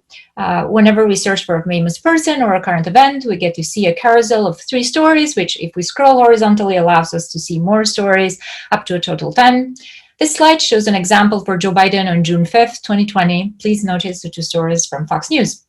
Even if we search for the name Biden alone, we'll get similar stories. And in this case, we get again 2 Fox News and CSN. To balance things out, let me show you the result for the query Donald Trump. We see popular news sources here, CNN, The Hill, NBC News. And these results are very similar to those for the query Trump. I picked these screenshots completely at random when I was preparing the slides, but the nature of top stories that we saw here is very indicative of what we saw during the entire year. There is a dominance of Fox News and CNN. Given that at any given moment, there are thousands of news stories and news outlets out there from which to choose from, how does Google make this choice? Google has a website that explains its philosophy about the inclusion of news results on its various products. It's titled How News Works at Google. And we can see here what Google is asking us. Our purpose, or is promising us, to help everyone understand the world by connecting people with high quality news from a variety of perspectives. And I've emphasized here a few items because I think that is what Google is promising: high quality news and variety of perspective. Now the web page continues with the following. This is a long paragraph, so I'll only draw your attention to the things that I've highlighted. Google talks about organizing news. They don't have an editorial point of view. They're interested in a broad array of information and perspective, fostering a healthy and diverse news ecosystem. These are kind of all wonderful things, and I invite you to read the entire website. There is a lot of information out there, but I want to draw your attention again to one of particular pages that is related to top stories. And although there is, again, lots of text, what is important to us is this idea that these results are not personalized. So what we see in top stories is not personalized to us. This is important when we collect our data. We do this in incognito browser state, and we often get the question from the viewers, aren't your results still somehow personalized? We haven't found evidence in our experiments, and since Google itself is declaring in writing that these results are personalized instead of not mentioning it at all, which is one of the strategies that these platforms also use, I'm giving them the benefit of the doubt and just sort of believing for the moment that these results are not personalized. About the motivation, like why exactly should I look at top stories? Well, I grew up in Albania. And my country for 45 years used to have a totalitarian regime under which the elections were a complete farce, and the Socialist Party in power always received 99% vote. So both democracy and elections are kind of a personal topic to me. When I came to the United States in 2008, the first research project I started with my colleague Takis Metaxas was a 6th audit of Google search results for the 2008 election. Our worry at the time was the manipulated results by third-party actors who were engaging in so-called Google bombing to push content that was negative to the candidates. Now, at that time, Google search pages looked very different from today. Here is an example that shows the search page for the Congresswoman Christine Gillibrand. And we discovered that Google was sure to have mostly official and vetted sources at the top of the page. Now, of course, time has changed and look very differently today. Here is Gillibrand's page in 2019 on the day that she suspended her presidential campaign. Notice the prominence of top stories compared to the bare bones blue links page from 2008. In a sense, our story from 2008 is kind of back because there is now a new opportunity through which third-party actors could affect the electoral race by finding their ways in the top stories panel. Concurrently with this idea of polluted search results, that a new worry emerged in the research community, and is the so-called SEAM, or search engine manipulation effect, by Epstein and Robertson. They hypothesized that if an algorithm was biased, that is, if it ordered the results in a certain way, demonstrating ranking bias, and it could be capable of influencing the decision-making of undecided voters. And their experimental results showed that.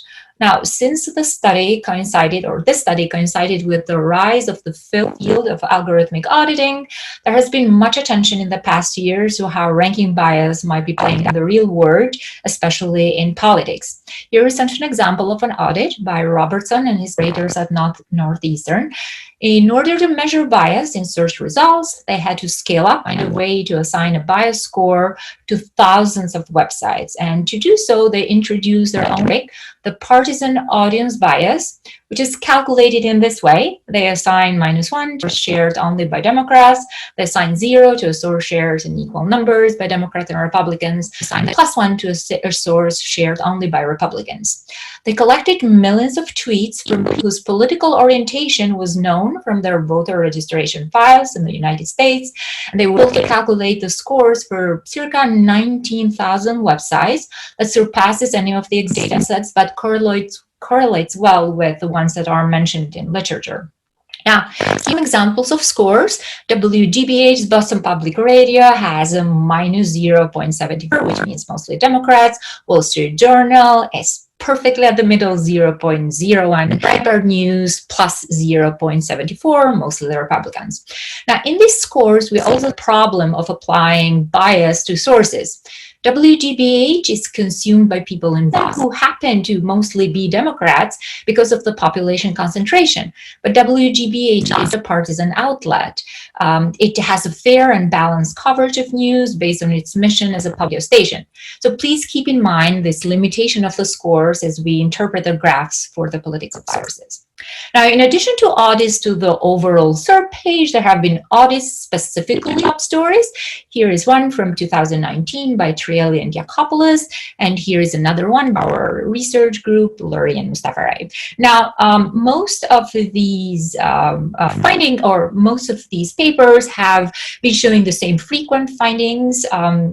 Concentration, some of the sources contribute more than others, a finding that applies across areas of social computing. Think of YouTube influencers or Wikipedia contributors, and also these left-leaning bias at the beginning. And we'll return to both these findings in our results.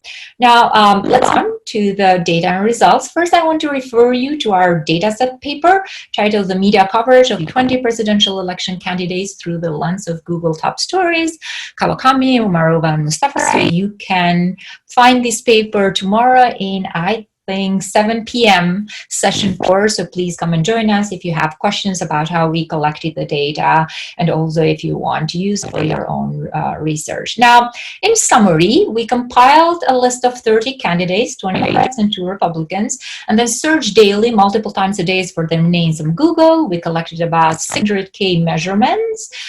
Once we had aggregated these results, we found about 80,000 articles by 2,168 sources. Here is this consistent concentration finding. We divided the sources based on their unique number of articles. You can see here 3 tiers, the upper, the middle, and the lower. In the upper tier, we have only 8. The Hill, CNN, Fox News, Politico, Washington Post, Washington Examiner, New York Post, and New York Times. All of them have several thousands of articles, and they contributed 1/3 of our content. Then we have about 48 sources that contribute the next 1/3, and then more 2,000 sources contribute in the bottom 1/3. And if we see the box plot there, in all these other sources had about 5 articles in our data set. Now, the second finding had to do with left-leaning bias. In this chart, you see in the x-axis the number of articles, and the y-axis of partisan audience bias score from -1 to +1. The 8 upper tier sources are the circles, and the middle tier sources are the smaller circles. What we notice here is the dominance of the whole center-left sources that contribute about 36% of all content. So the left-leaning bias that people say, it's there, we can see it in the data. Now, the results are aggregated over all 30 candidates, and although they give us a big picture, we might be missing important details as we drill down to look at the major candidates. Here are the major candidates, and Trump as well. So the 5 most successful Democrats. There is a lot to discuss in it, but I just want to draw your attention to 2 numbers. One is the number for Trump. It's by far his majority. The majority of its coverage comes from the main media that is in the bucket of center left, and that is to be expected because he's the president of the United States. But then notice this number here, 22% for Biden, which is most for far-right media. And if we were to now look at the number of sources of these buckets, there is a lot of balance in the center-left and the center-right media. However, there are far fewer sources in the right and twice as many sources in the left. If we show this in this picture in order to make more visible these disparity and asymmetry in the various buckets, then we see again this idea there is much more happening in the far right that it's happening in the far left. So who is writing about Biden, since kind of Biden now has come out to be the candidate who is going to face Trump in the election? Well, we see here that those that wrote most about Biden are Fox News, and then The Hill and Washington Examiner are some of the top sources here from the right, sort of the right bucket. But if we look at the coverage of Donald Trump and his usual complaints about how, everyone's biased, in fact, we see that CNN has 2,000 articles here in our data set, and Fox only about 1,000. And basically, there are no other conservative sources here, showing again the dominance in mainstream media. Now, you might say, okay, what there is more coverage from the left media. Sorry, for the right media. Well, this is important because opened in 2016. You might be familiar with the book Network Propaganda by Benkler, Ferris, and Robert. They looked at tons of data from the 2016 election and came to the conclusion that the Breitbart-led ecosystem set the political agenda of the election. And they did that by determining the topics of conversation during the election, or sort of setting the agenda. Immigration as the central topic, and then the Clinton alleged corruption. The study in the book was focused on Facebook and Twitter, but Google search is equally used by people to find news and more trusted than social media. So Google's amplification of news, in our opinion, matters a lot. And so it's worth thinking into it. Now, here are some of the examples of the Breitbart stories that we found in our data set that show Breitbart's agenda setting effort. Here's an example. Joe Biden promises flood of foreign base for investors, introducing the current theme of Breitbart about immigration and immigration bad for America. Then here, Joe Biden releases medical history, no mention of cognitive health. Cognitive health here is related to the senility and the fact that Biden is going to see this theme again probably during this year. And then the next theme, Hunter Biden, criminal probe, which we can see here from all three sources that are all far right. This is the corruptions theme. And so these are all themes that are the topical themes, the typical from Breitbart, and we see them amplified by Google.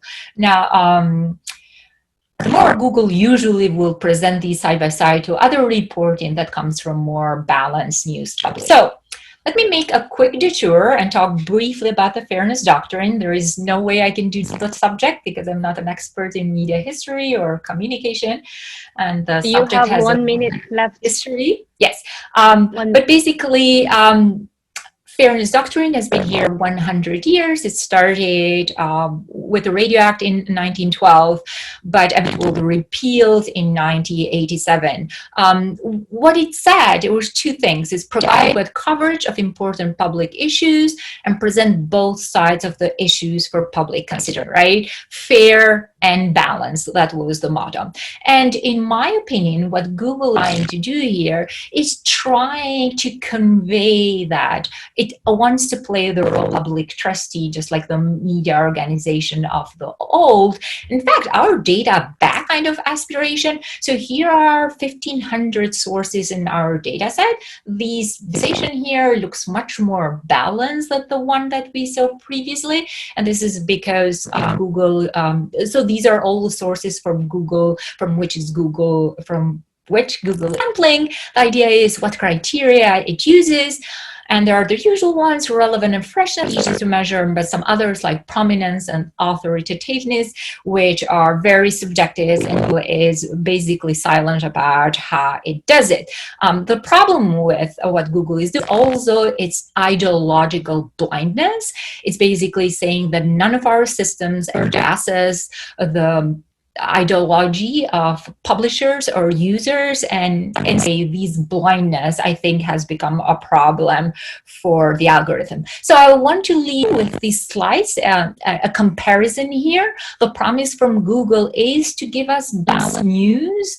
However, the reality, at least on what we're seeing for the major stories is going to be now in this new year, is that the news that we're getting is unbalanced. I think we need to acknowledge this and have a conversation about it. Thank you. Thank you so much for your very interesting talk. We had some comments and a question during your talk, but then the first one was about could personalization play a role in these widgets? But I think you already kind of mentioned it, but maybe it would be nice if you can just quickly mention again.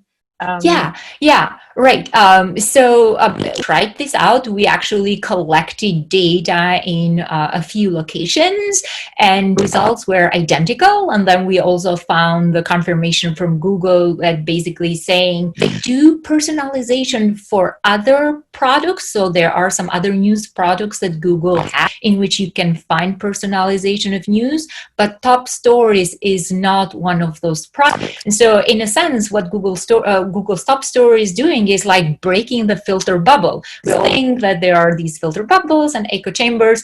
If you go to Google search and you are searching for news, what you get, it's not personalized to your whatever your interests are. Thank you for that question. Right. Thank you so much. I know there should be more questions, but unfortunately we need to wrap up this session here. And just for your information, so on the right top corner, there's this small emoji where you can change it to different gallery view. Then you can see all the participants, about 20 of them. So I hope to take a quick group photo. So if there's a person who can turn on their videos, it'd be really grateful if you can turn it on now so that I can screen capture it. And then everyone, okay, so there's only 20, so I will have two different pages. Okay, so let's 10 seconds. Okay, great. So okay, so everyone smiles. I will capturing it, smiles. Great. Just give me a second. Second page. Smiles. Thank you so much. We will probably do again at the end, but let's see. And yeah, so thanks a lot for your all the speakers and all the participants. We will come back in 7 minutes. We have amazing two other invited talks, so see you all there. Thank you so much. Hello all. Thanks for coming back. So we will soon start our last session with two amazing invited talks. I will give you permission. Just give me a second, Masha. I'm looking for your name. I think I already did that. Here. Okay. Now you should be able to share your screen. Right. So maybe we will just wait like 10 seconds more. Just to, yeah, it was a little short break. Did you stretch it well? Screen and sorry, not super familiar with how to do this. Is it possible for me to open that? Oh, right. Okay, so I think when you are sharing, you can send. Oh, okay, it's working perfectly. Okay, Great. sounds good.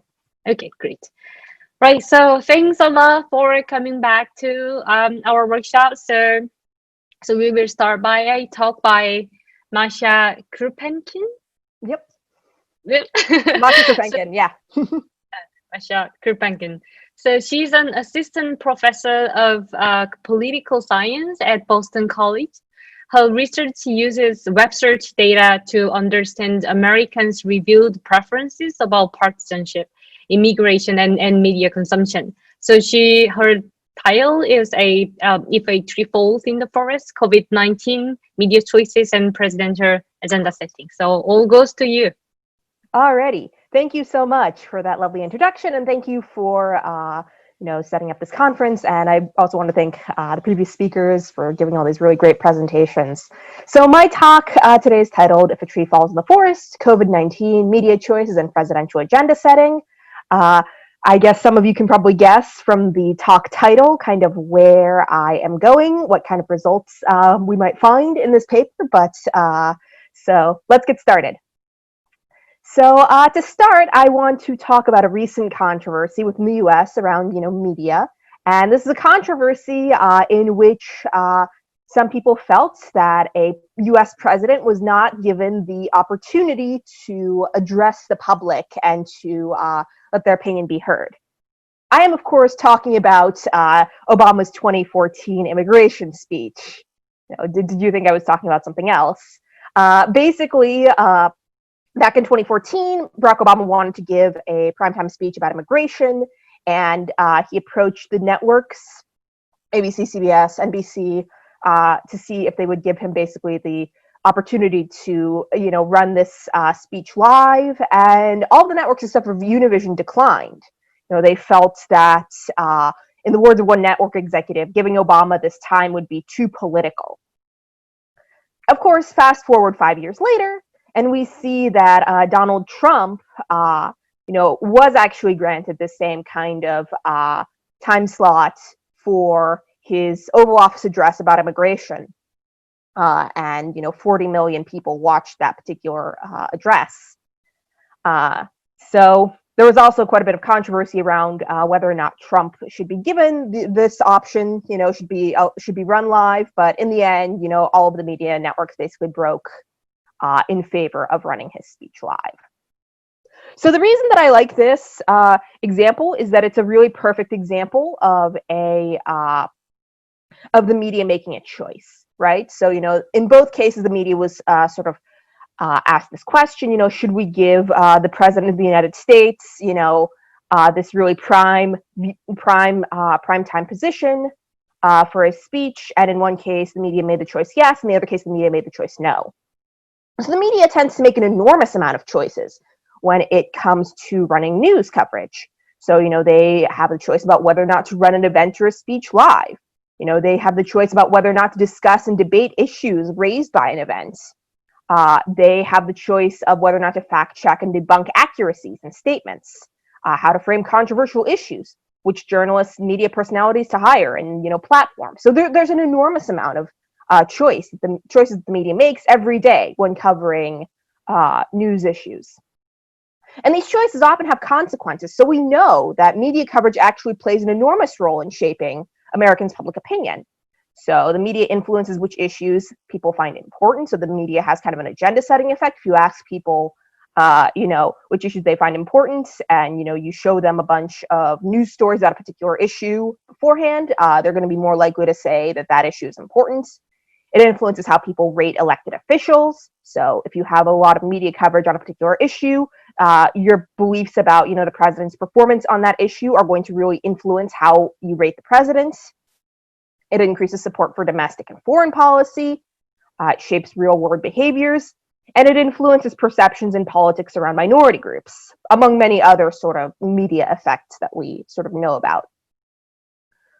So I've sort of laid out kind of some of the motivation here. The media makes choices, and these choices have consequences. Now let me dive a little bit more into the topic of today's talk, which is the media and COVID-19.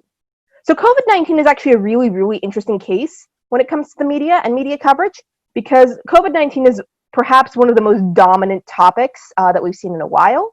There's a really, really far-reaching impact of the crisis in the US. So basically, virtually every person in the US has been affected in some way by the crisis.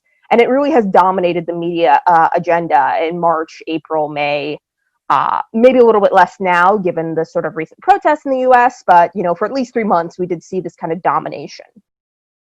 This is also an issue on which there's very significant presidential communications. There were daily presidential pressers. So Donald Trump almost daily had 2 hours where he talked about COVID-19.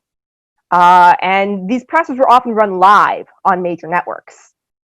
So, there was actually, some really interesting situations where, Trump would announce a presser and then he, would wait, and the networks ended up just running a bunch of video of an empty podium, just like waiting for Trump to talk. So there was a lot of premium put on sort of Trump and his kind of message during this time period.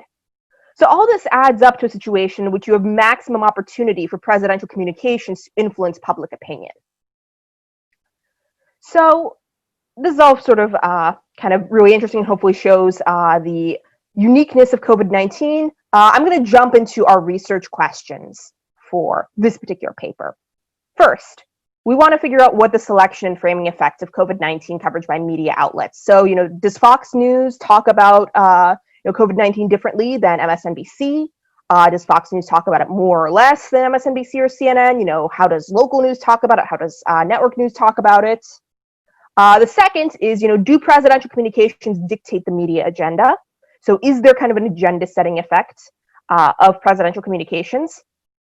And finally, how do presidential communications and media coverage influence public opinion? So do we see a direct effect of these sort of Trump pressers on public opinion? And, alternatively, is that effect more likely to be indirect through influencing media coverage? So those are kind of the 3 research questions. And now I'm going to jump into the data and methods. I know that I don't have a huge amount of time, so I'm going to actually be pretty quick through this portion. And if you guys have any additional questions, please ask in the Q&A. Just a quick roadmap. We have 3 big sort of different data sources. The first is TV news transcripts, which measure sort of media coverage of COVID-19. on Fox News, CNN, MSNBC, network news, and local news. We hit that with an STM, just because that allows us to sort of identify certain topics that are common in COVID-19 coverage, and really allows us to get at this framing effect to see how these different sources talk about COVID-19. We have presser transcripts, so we can actually use the topic model to predict topics for the presser transcript, so we can see we can connect the kind of things that Trump talks about in his presser to the kind of things that the media talks about. And finally, we have Bing search data, which is what we use as our measure of public opinion. And essentially there, we just use searches for the same words that show up in our topics, plus COVID or corona or virus. So just some info about the TV news transcripts. Again, I'm going to go through this pretty quickly. We have complete transcripts of national, cable, network, and local news from around 800 local TV channels for across all US DMAs from the TVI database. We pulled the data from January 1st, 2020 to April 30th, 2020. So good chunk of the sort of COVID-19 crisis. And then here's just some information about how our original processing of the data. I can get back to this later. In total, we had about 260,000 segments. We specifically sampled local in order to make sure that our STM was not horribly skewed in favor of local. So it's basically about 50-50 local national. Some information about our topic model. We run a 100 topic structural topic model with the formula where topical prevalence is, a function of channel, date, and the interaction of channel and date. Here we treat all network channels as the same. We just treat it as network because there isn't really a huge meaningful difference there. We did a bit of processing. And again, I can come back to this later. So when it comes to the presidential pressers, we use some transcripts from online, and we actually were able to use the topic model that we estimated for the news we were able to apply that to the presidential pressers to sort of get a topical distribution for the pressers. So we can say that, on this and this date, the media talked a lot about drugs and vaccines for COVID-19. And, Donald Trump also talked about this topic a bunch in this date. So this is kind of a neat thing we have, that we can actually link the topical content of the pressers and the topical content of the media, as well as sort of topical content of web searches. So web search data is from Bing. Bing is about 33% of the US search market share. It has 5 billion US searches per month. So it's actually quite a lot of search data that we have here. So this is not a situation where, Bing is something that, 1% of people use. It's actually quite popular in the US. Not as popular as Google, but still quite popular. So now let me jump into our results. So our first results section. So where we talk about sort of COVID-19 coverage by channel. So first off, I just want to show you guys the number of segments based on our sort of methodology that we got, by date from each of the channels. So as you'll see, network and local are on a slightly different scale than CNN and Fox. And with CNN and Fox and MSNBC, we see that they're on basically the same scale. And we see that for all of these 5 different types of channels, we have a very sort of similar shape here. If you see for network and local, we have some low points here. Those are based on weekends. So our network news comes from the local news, and local news tends to run a few hours less news on the weekends. But basically, we see kind of a really similar shape here, that for all 5 of these, we saw this increase in sort of early March, and this kind of plateau from mid-March to April 30th. Maybe a bit of a decline for Fox News in late April, but in general, these sort of shapes are fairly similar. So we already have this idea that there isn't as much of a selection effect, right? So it's not as though Fox News didn't talk about COVID-19 and MSNBC did. They talked about very similar amounts. But where we do see a difference, actually, is in the ways in which Fox and MSNBC talked about COVID-19. So I'm going to show you guys some selected topics from the topic model. It was a 100 topic model, and about 68 of the topics were what we consider to be sort of relevant. So I have all of these on these two slides. I'm kind of amazed I was able to actually fit all of them there, but somehow LaTeX can find a way. And I just want you guys to sort of eyeball this, that there's actually quite a lot of diversity within these topics, right? You know, you see things like, you see some topics that don't have a whole lot of substantive content in them, even though, you know, they have like a clear theme. So, you know, topic 10, you know, message, together, share, hero, hope, inspire, neighbor. This is kind of sort of an empty platitudes topic. We have topic 13, something kind of similar, you know, defeat this horrible enemy. And then you have, you know, topics that are like very related to the economy. You have topic 12, it's kind of about reopening. You have topic 58, that's about sort of the stock market and sort of Wall Street. You have topic 65, which is specifically about the Tyson meat plants and kind of the outbreaks there. Unemployment, 69. Then you have topic 75, which is actually one of the most interesting topics. I want you guys to remember that this is topic 75. It's, you know, a topic about vaccines, drug, trial, treatment, research, hydroxychloroquine, and study. So that's something you guys want to keep in mind, because we're going to talk more about that topic in a little bit. So we see like a really significant number of these topics and a really sort of significant diversity across these topics. And these have, you know, fairly reasonable face validity, right? So like it makes a lot of sense that you would have, you know, a topic about China and Wuhan. You know, this is kind of a China cases topic. And this is kind of a different topic about China. It's kind of a China blame topic. So here I'm just showing you guys the score words, just because it couldn't fit all of the different kinds of sort of words that were associated with these topics on one slide.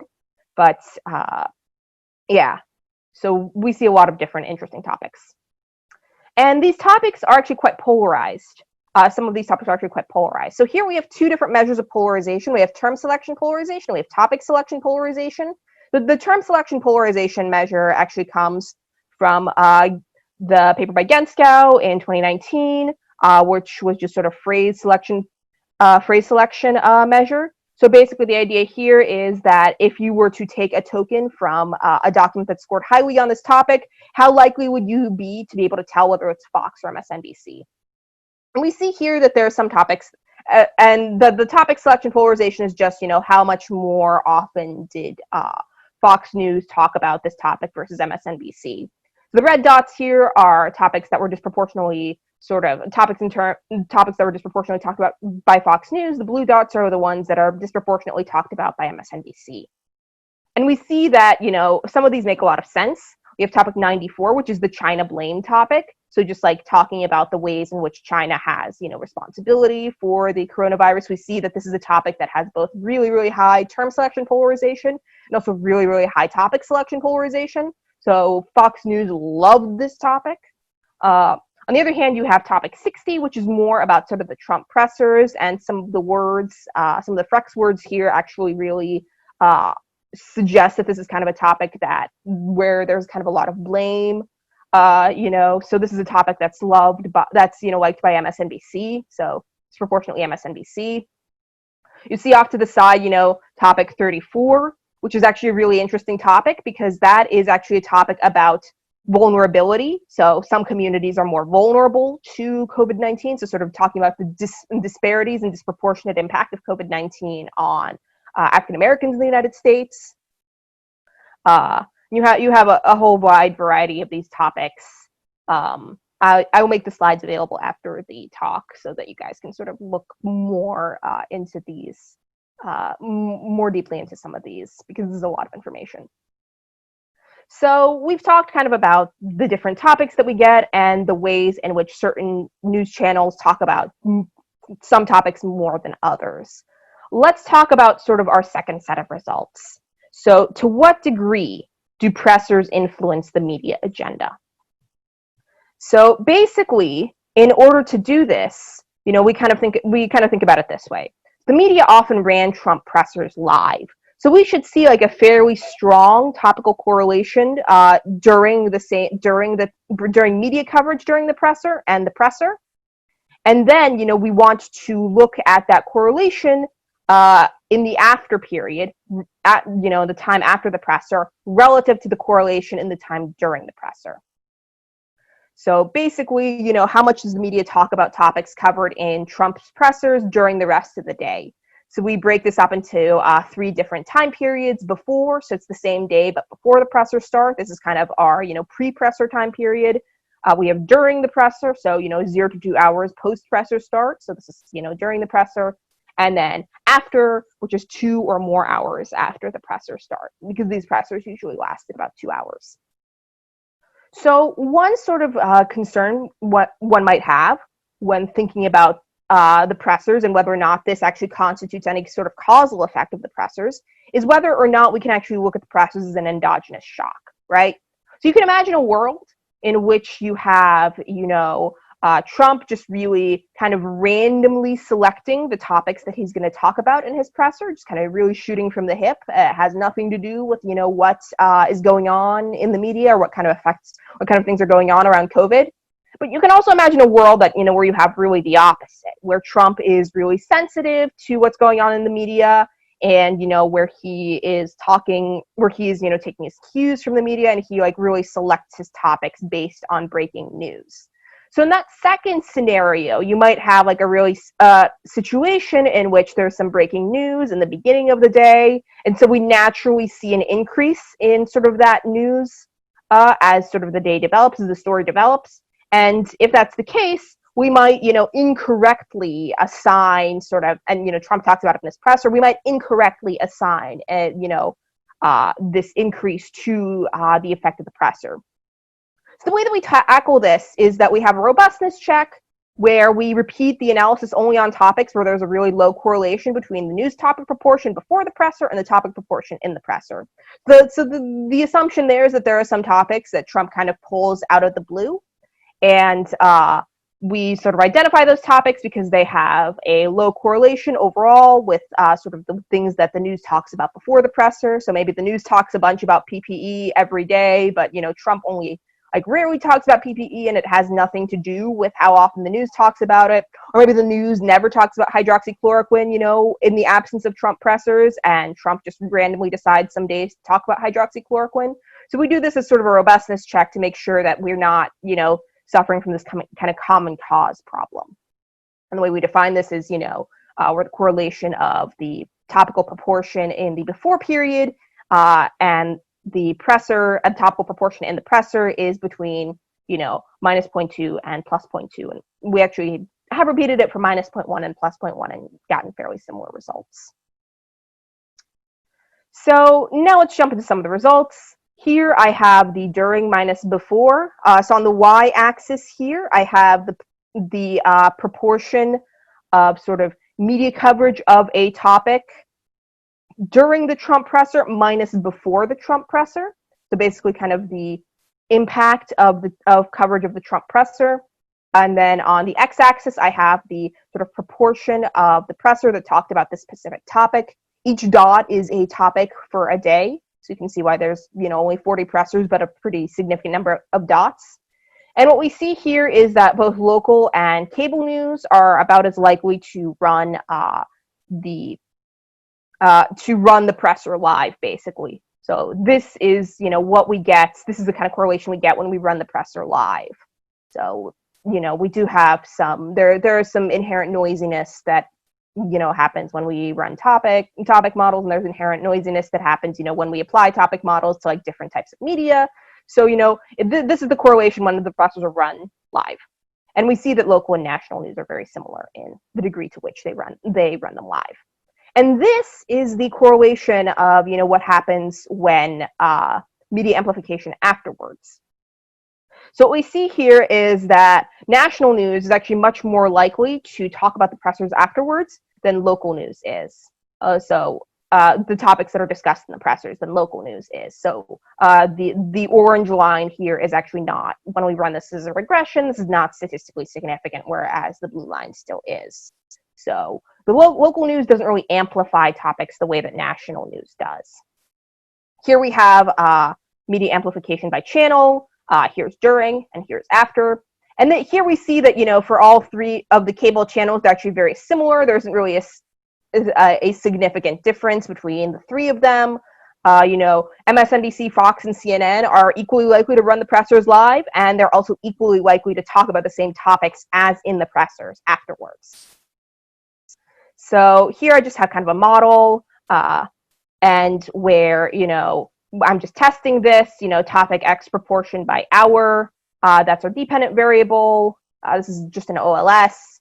And we have the, basically what I'm regressing the amount that the media talks about topic X each hour on the sort of proportion, the amount of the amount that Trump talked about the topic in his presser, and interacting it with time. That's kind of the important variable there. So the idea is that if we see a media amplification effect, what we'll have is we will have a positive and significant effect on this interaction press proportion interacted with time after, which means that the media is going to be more sensitive to the topic proportion in the after period, so after the presser. And that's what we see. We see that in both all topics, and also the topics that we consider to be an exogenous shock. For the all topics, we see that there is a significant relationship between the before topics and presser proportion, suggesting that there is at least a little bit of effect where Trump does at least a little bit respond to news events, but in the exogenous shock one, we don't see like a relationship there. That kind of validates that. So takeaway here, we do see some amplification of pressers in the media, especially really in cable. There isn't a whole lot of difference between the different channels, the way they do this, but there is some difference in local and national. National news, cable news amplifies a lot more than local news. So that's actually something in the appendix I'm not going to get to today. So finally, let's talk about our third set of results. What drives public opinion? So we have some sort of interesting, we have these two kind of interesting data sets here, right? So we have Trump pressers and we have media coverage. So here in this section, we ask two questions.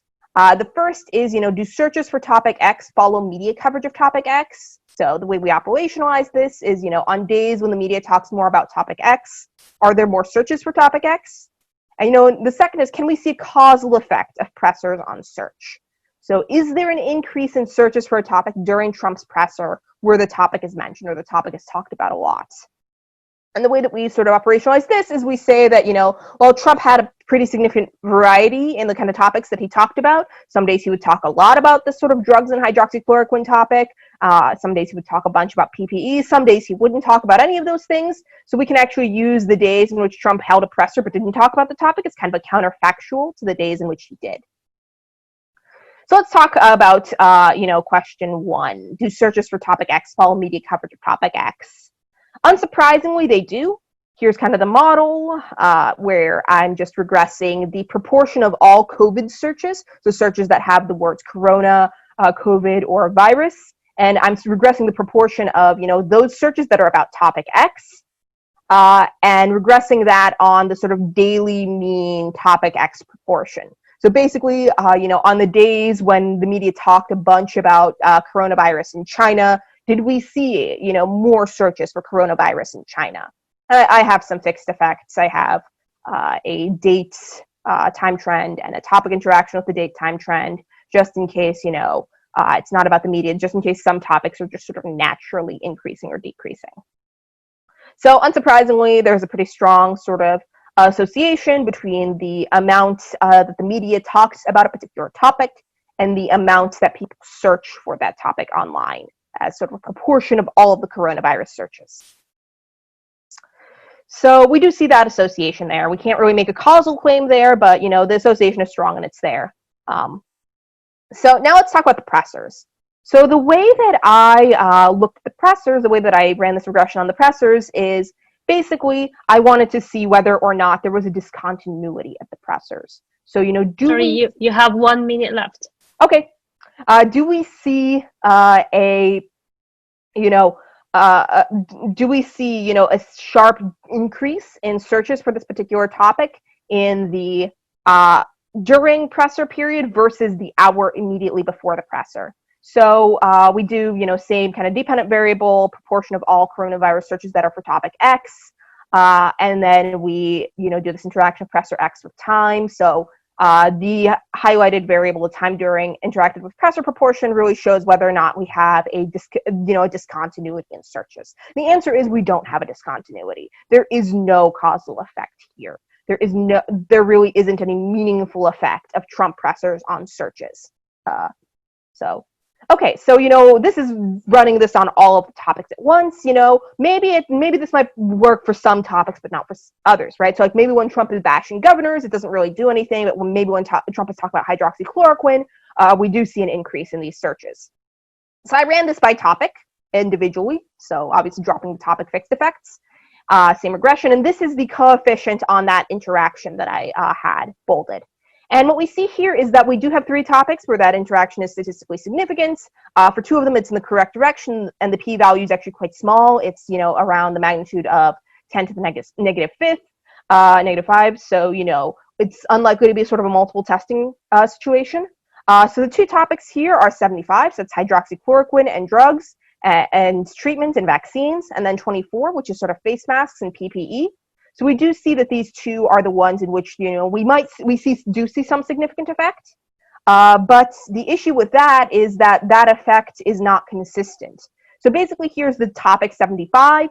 We see that there was one date on which there was this really big jump, this actual discontinuity in searches after Trump's, after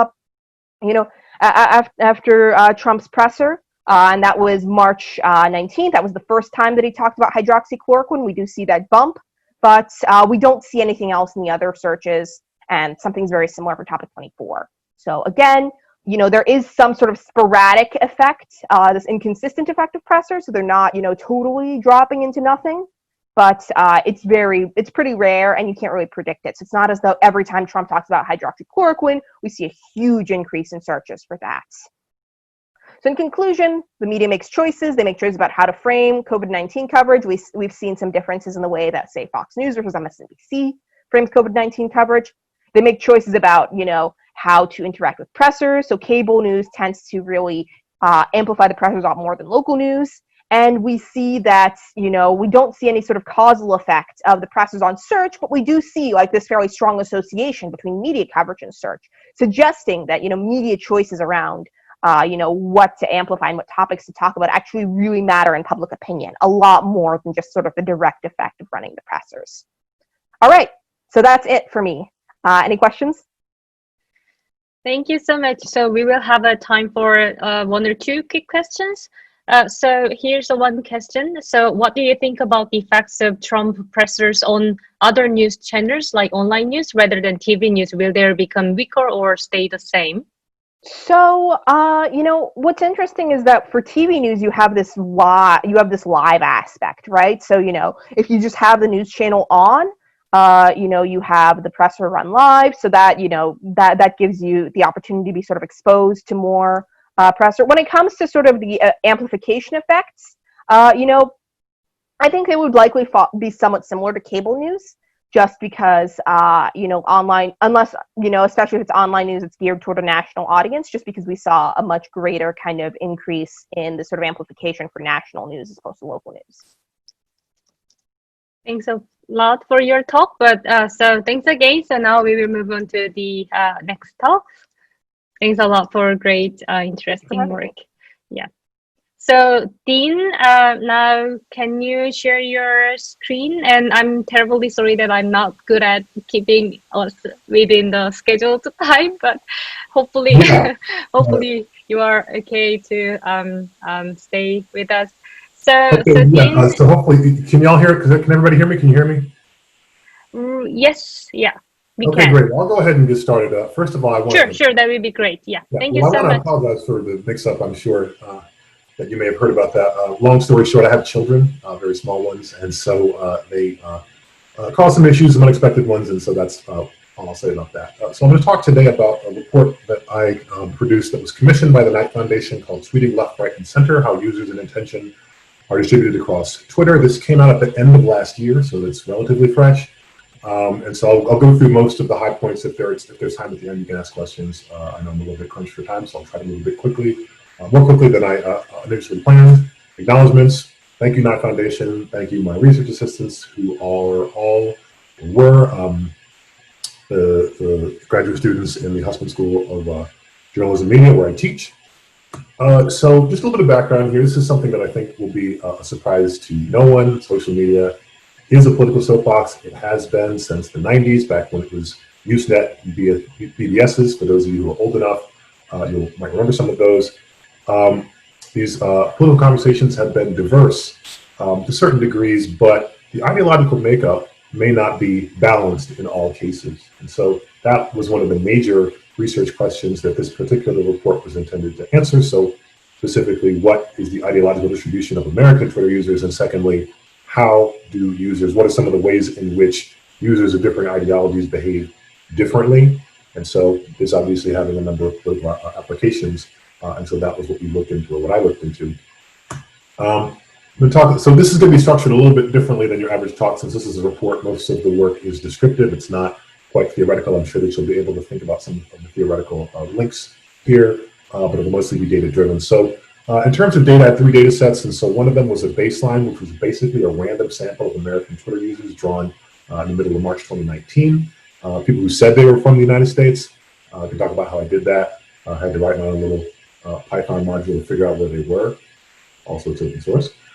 Second one is what I call the news data set, which is about 25.9 million tweets that occurred over the course of 19 months from late 2016 to mid 2018. And they were all replies to 5 news organizations: CNN, Fox News, New York Times, Washington Post, and Yahoo News, which are the most popular news organizations on Twitter. Let's see, then of course there was the issue data set, which is just shy of 61 million posts throughout the entirety of 2017 on 6 keywords, which were the top news stories of that year, as determined by a number of rankings, overlapping rankings of that. Those were hurricane, North Korea, shooter, sexual harassment, Russia, and investigation, meaning those terms had to both be present in the tweet, and same for white and nationalist. Sorry, Dean. Could you actually speak a little louder? Some of people cannot clearly hear you. So it'd be great if you came closer to me. A bit louder. My mic is not really the best here. So the keywords you can see on the screen also is kind of an interesting, look at what we thought was important in 2017. So a little bit of a blast from the past there.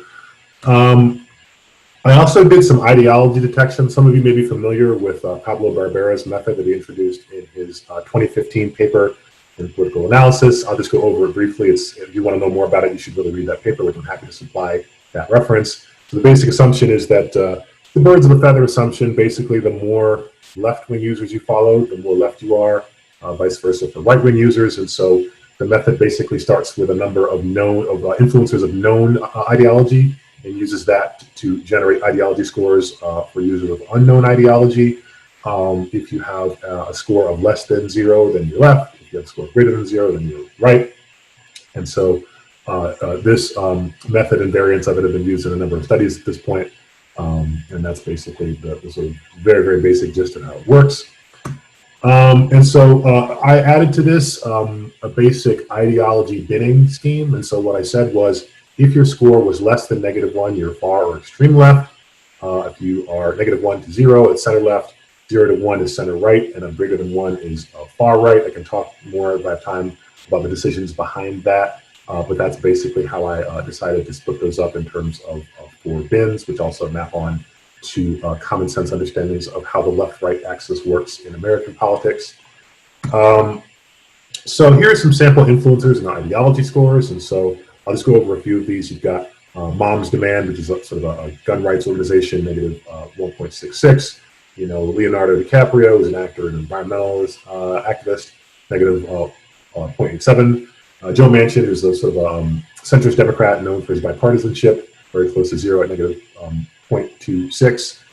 Fox News, hopefully you all know what Fox News is, 0.76. And then the Heritage Foundation, which is a conservative think tank, at 1.17. So this kind of gives a bit of a common sense understanding of how these scores work. Obviously, there are some limitations when you're looking at a single ideological spectrum for ideology, but that's what we have to work with. So first cluster of findings is that the center left dominates across the baseline and issues, somewhat less so for news, although it does capture at least a plurality in each case, for all news cases except for Fox News, as I'll show in just a minute. The far left and center right are usually pretty small, usually at or below 10%. So this is the percentage of users who are rated at each bin. The far right is best represented among respondents to Fox News. And as I show these charts, you can see that looking at a random sample of users who replied or who engaged with these issues, I had to sample 1,000 for each because the algorithm that's used to generate the scores is actually pretty slow, so I couldn't do it for the entire data set, but I did do a random sample. And so you can see that for each of these issues, the center left really dominates here. The extreme left or far left is pretty small. Same for the extreme right. Sometimes, the center right. The center right sometimes is larger than the extreme left, and sometimes vice versa. You can see that the extreme right tends to be larger in almost all cases than the center right, except for, actually, there's no exceptions. And so at the bottom, you can see the baseline, which is sort of the general, which is intended to represent the general prevalence of these without reference to any sort of political or journalistic context, wherein the extreme right is 25%, center left is 57%, and so on and so forth. And so this is for the issues. When we look at replies to news organizations, somewhat of a different story here, especially if you look at Fox News. At the bottom, understandably, over half of Fox News Twitter account respondents were far right. Only about a little over a third were center left. For the rest of the news organizations, the center left held at least a plurality, if not a majority. And you can see also, again, the small prevalence of the extreme left and the center right, and in each case, the center right is actually larger than the extreme left here. Cluster 2, for the issues, the center left is overrepresented relative to baseline, and the far right is underrepresented. For the news outlets, it's not as consistent a story, but for 3 out of 5 outlets, the far right is overrepresented, and the far left is underrepresented. So you got a bit of a hint of this in the previous visualizations. These ones sort of show it a bit more clearly. So this is deviation from baseline, the percentage that it differs whether it's higher or lower. You can see that in each case for the issues, the center left is overrepresented relative to baseline. The far right underrepresented, a bit of a mixed bag for the center, for the far left and the center right. Actually, I think for the far left is slightly overrepresented in 4.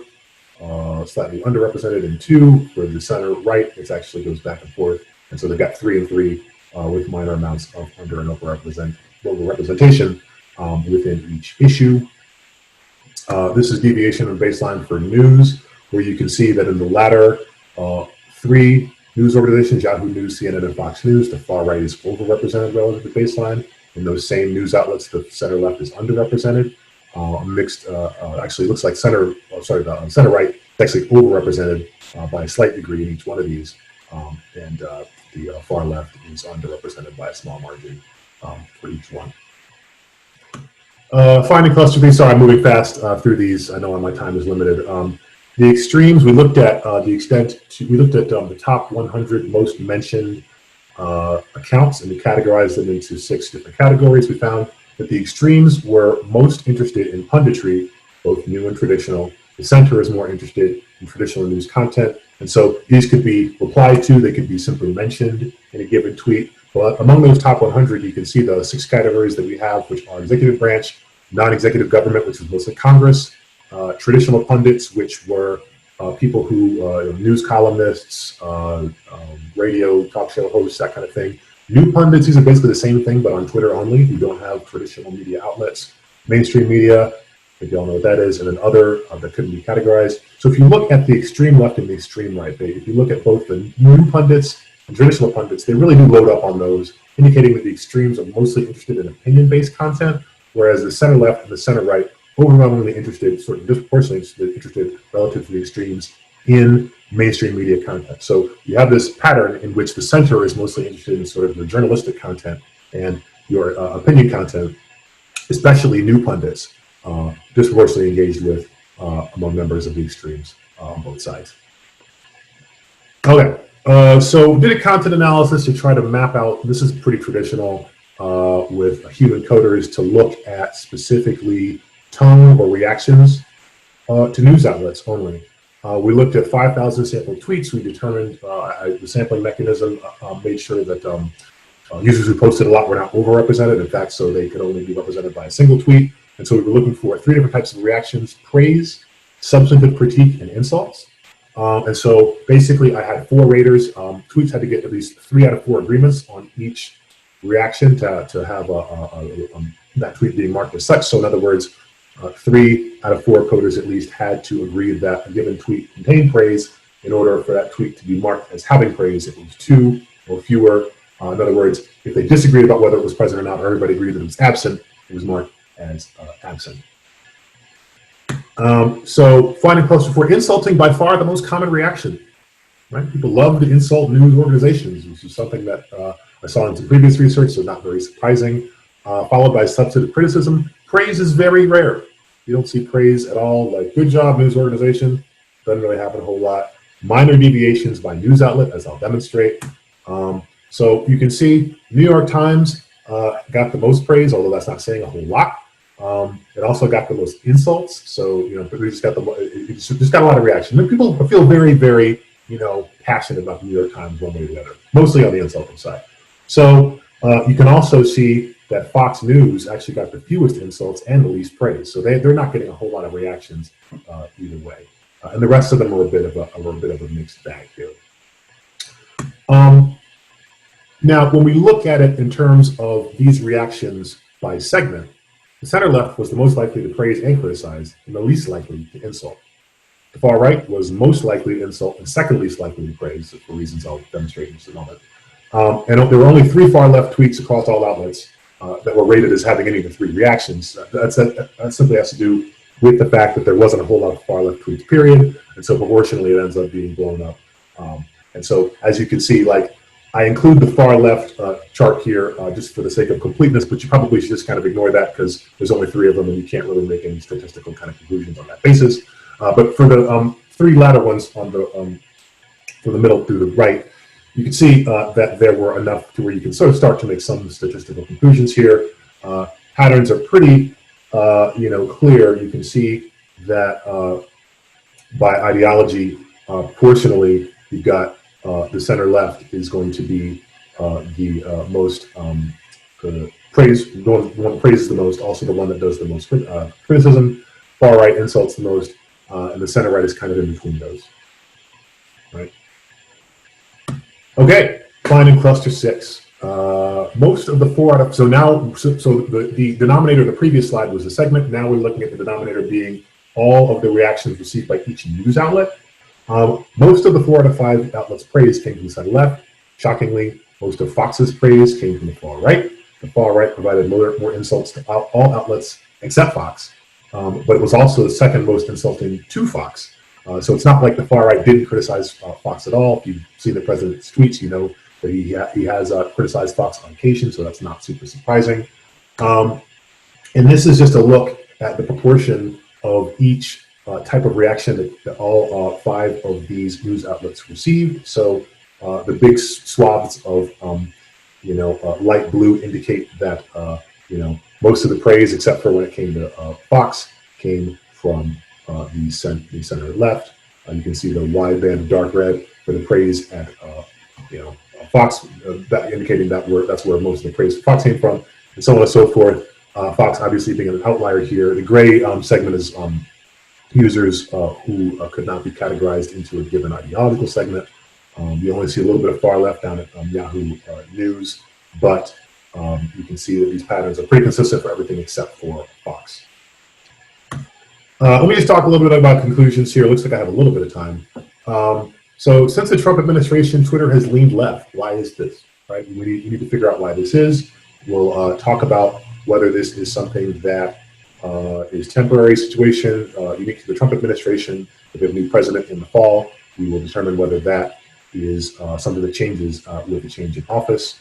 The far right is much larger than the far left. Why is this? It's also larger than the center left is bigger than the center right. The far right is also bigger than the center right. Why is this? Right? The different sizes of the different segments is a huge finding, I think, here, and one that should really be looked at in different social media contexts. And then there really seems to be kind of one left, a unified left, given that the far left is so small. But there are big differences between the center right and the far right, and there are reasons for that. One is because Trump is a polarizer. So what does polarization mean? It means pushing people away from the center. So it could be that some members of the center right have sort of moved left, some have moved right, but there's just not a whole lot left in the center. And there's other research that also backs that up. And so, wait, I had a little more slide. It basically said that one of the biggest challenges here is trying to figure out whether the extent to which this is something that is exclusive to this moment, or will change over time, and really depends on who's in power, who holds the presidency, and who holds Congress. But of course, time will tell. So with that, I'm going to stop and allow folks to ask any questions that they may have. Thanks a lot for your very interesting talk, and to be brief, so we have some questions to you. So when you mentioned about this insert, are those criticism and insert against the specific news items or the media outlet themselves? Sorry. Yes, this is. Sorry, I'm trying to undo my share here so I can see. This is. These are insults against the news outlets. So in other words, not general insults. They are, New York Times, you suck. Fox News, get off the air, that kind of thing. So they were specifically, so I instructed the content analyst to specifically look at insults and praise and substantive criticism against the news outlet or specific reporters that work for those news outlets. I see. Another question, is it possible that the rise of Gap explains the observation about Twitter leaning left? Sorry, the rise of what? Gap. Look at if possible. All right, let me take a look. Hold on 1 second. Sorry, yeah, but the Gap is, I think, the. Oh, Gab. I have no Gap, idea. yeah. Oh, so I guess so you're talking about more right-wing spaces for people who have been deplatformed and that sort of thing. That's possible. I haven't looked at those. For one of those reasons is for my own personal mental health. But it's entirely possible that the right wing is sort of going elsewhere, and that's because either because they've been deplatformed explicitly, or because they simply just don't find Twitter to be something. Actually, but one thing I don't know is how big these platforms are. So in other words, are we talking thousands, 100,000, millions of people? And that would be something to see whether the case is that they've sort of gone to other places, and that's why Twitter seems to lean more left.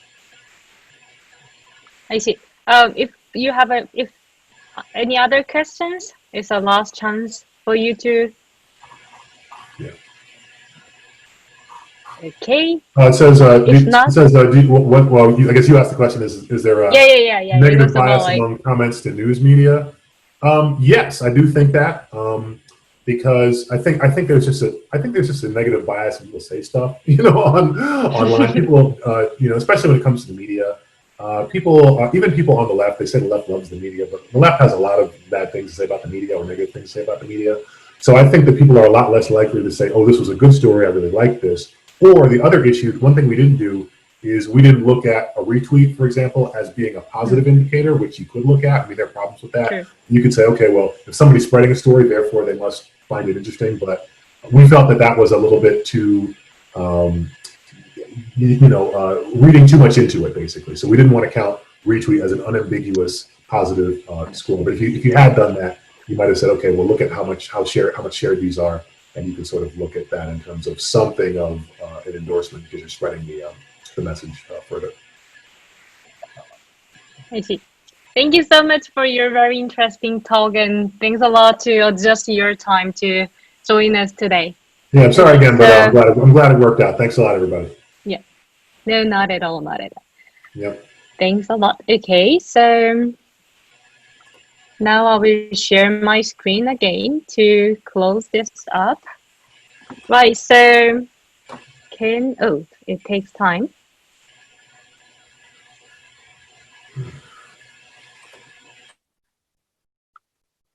Can you see my screen? Not. Oh, okay. Oops, sorry, I missed the bins. Okay, sorry about this.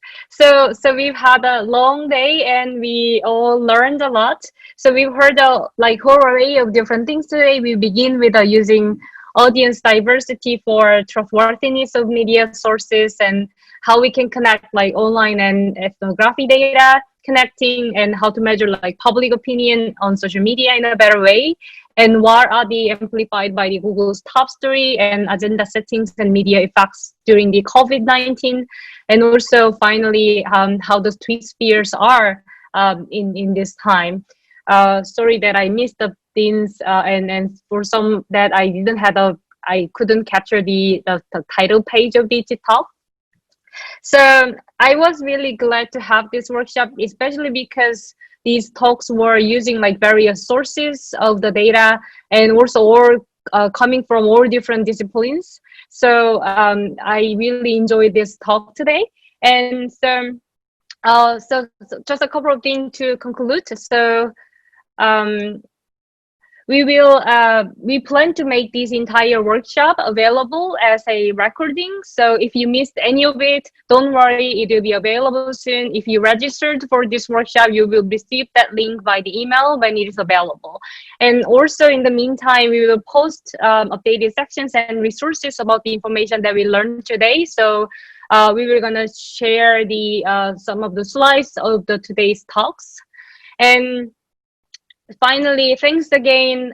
Thank you again for making time to listen about these research today. And all of us were really worried about whether this virtual workshop would go well or not, but we feel that it was really valuable time together, those who are interested in these topics. And we really hope to see you all at NECO 2012 at IWSM, and it would be really great to see you all in person. And so lastly, we want to thank again AAAI and IWSM organizers for their support, and really you all, like, we really thank you for your participation, and we wish you all the best in terms of your health and your safety. So thanks again, and hope to see you again next year.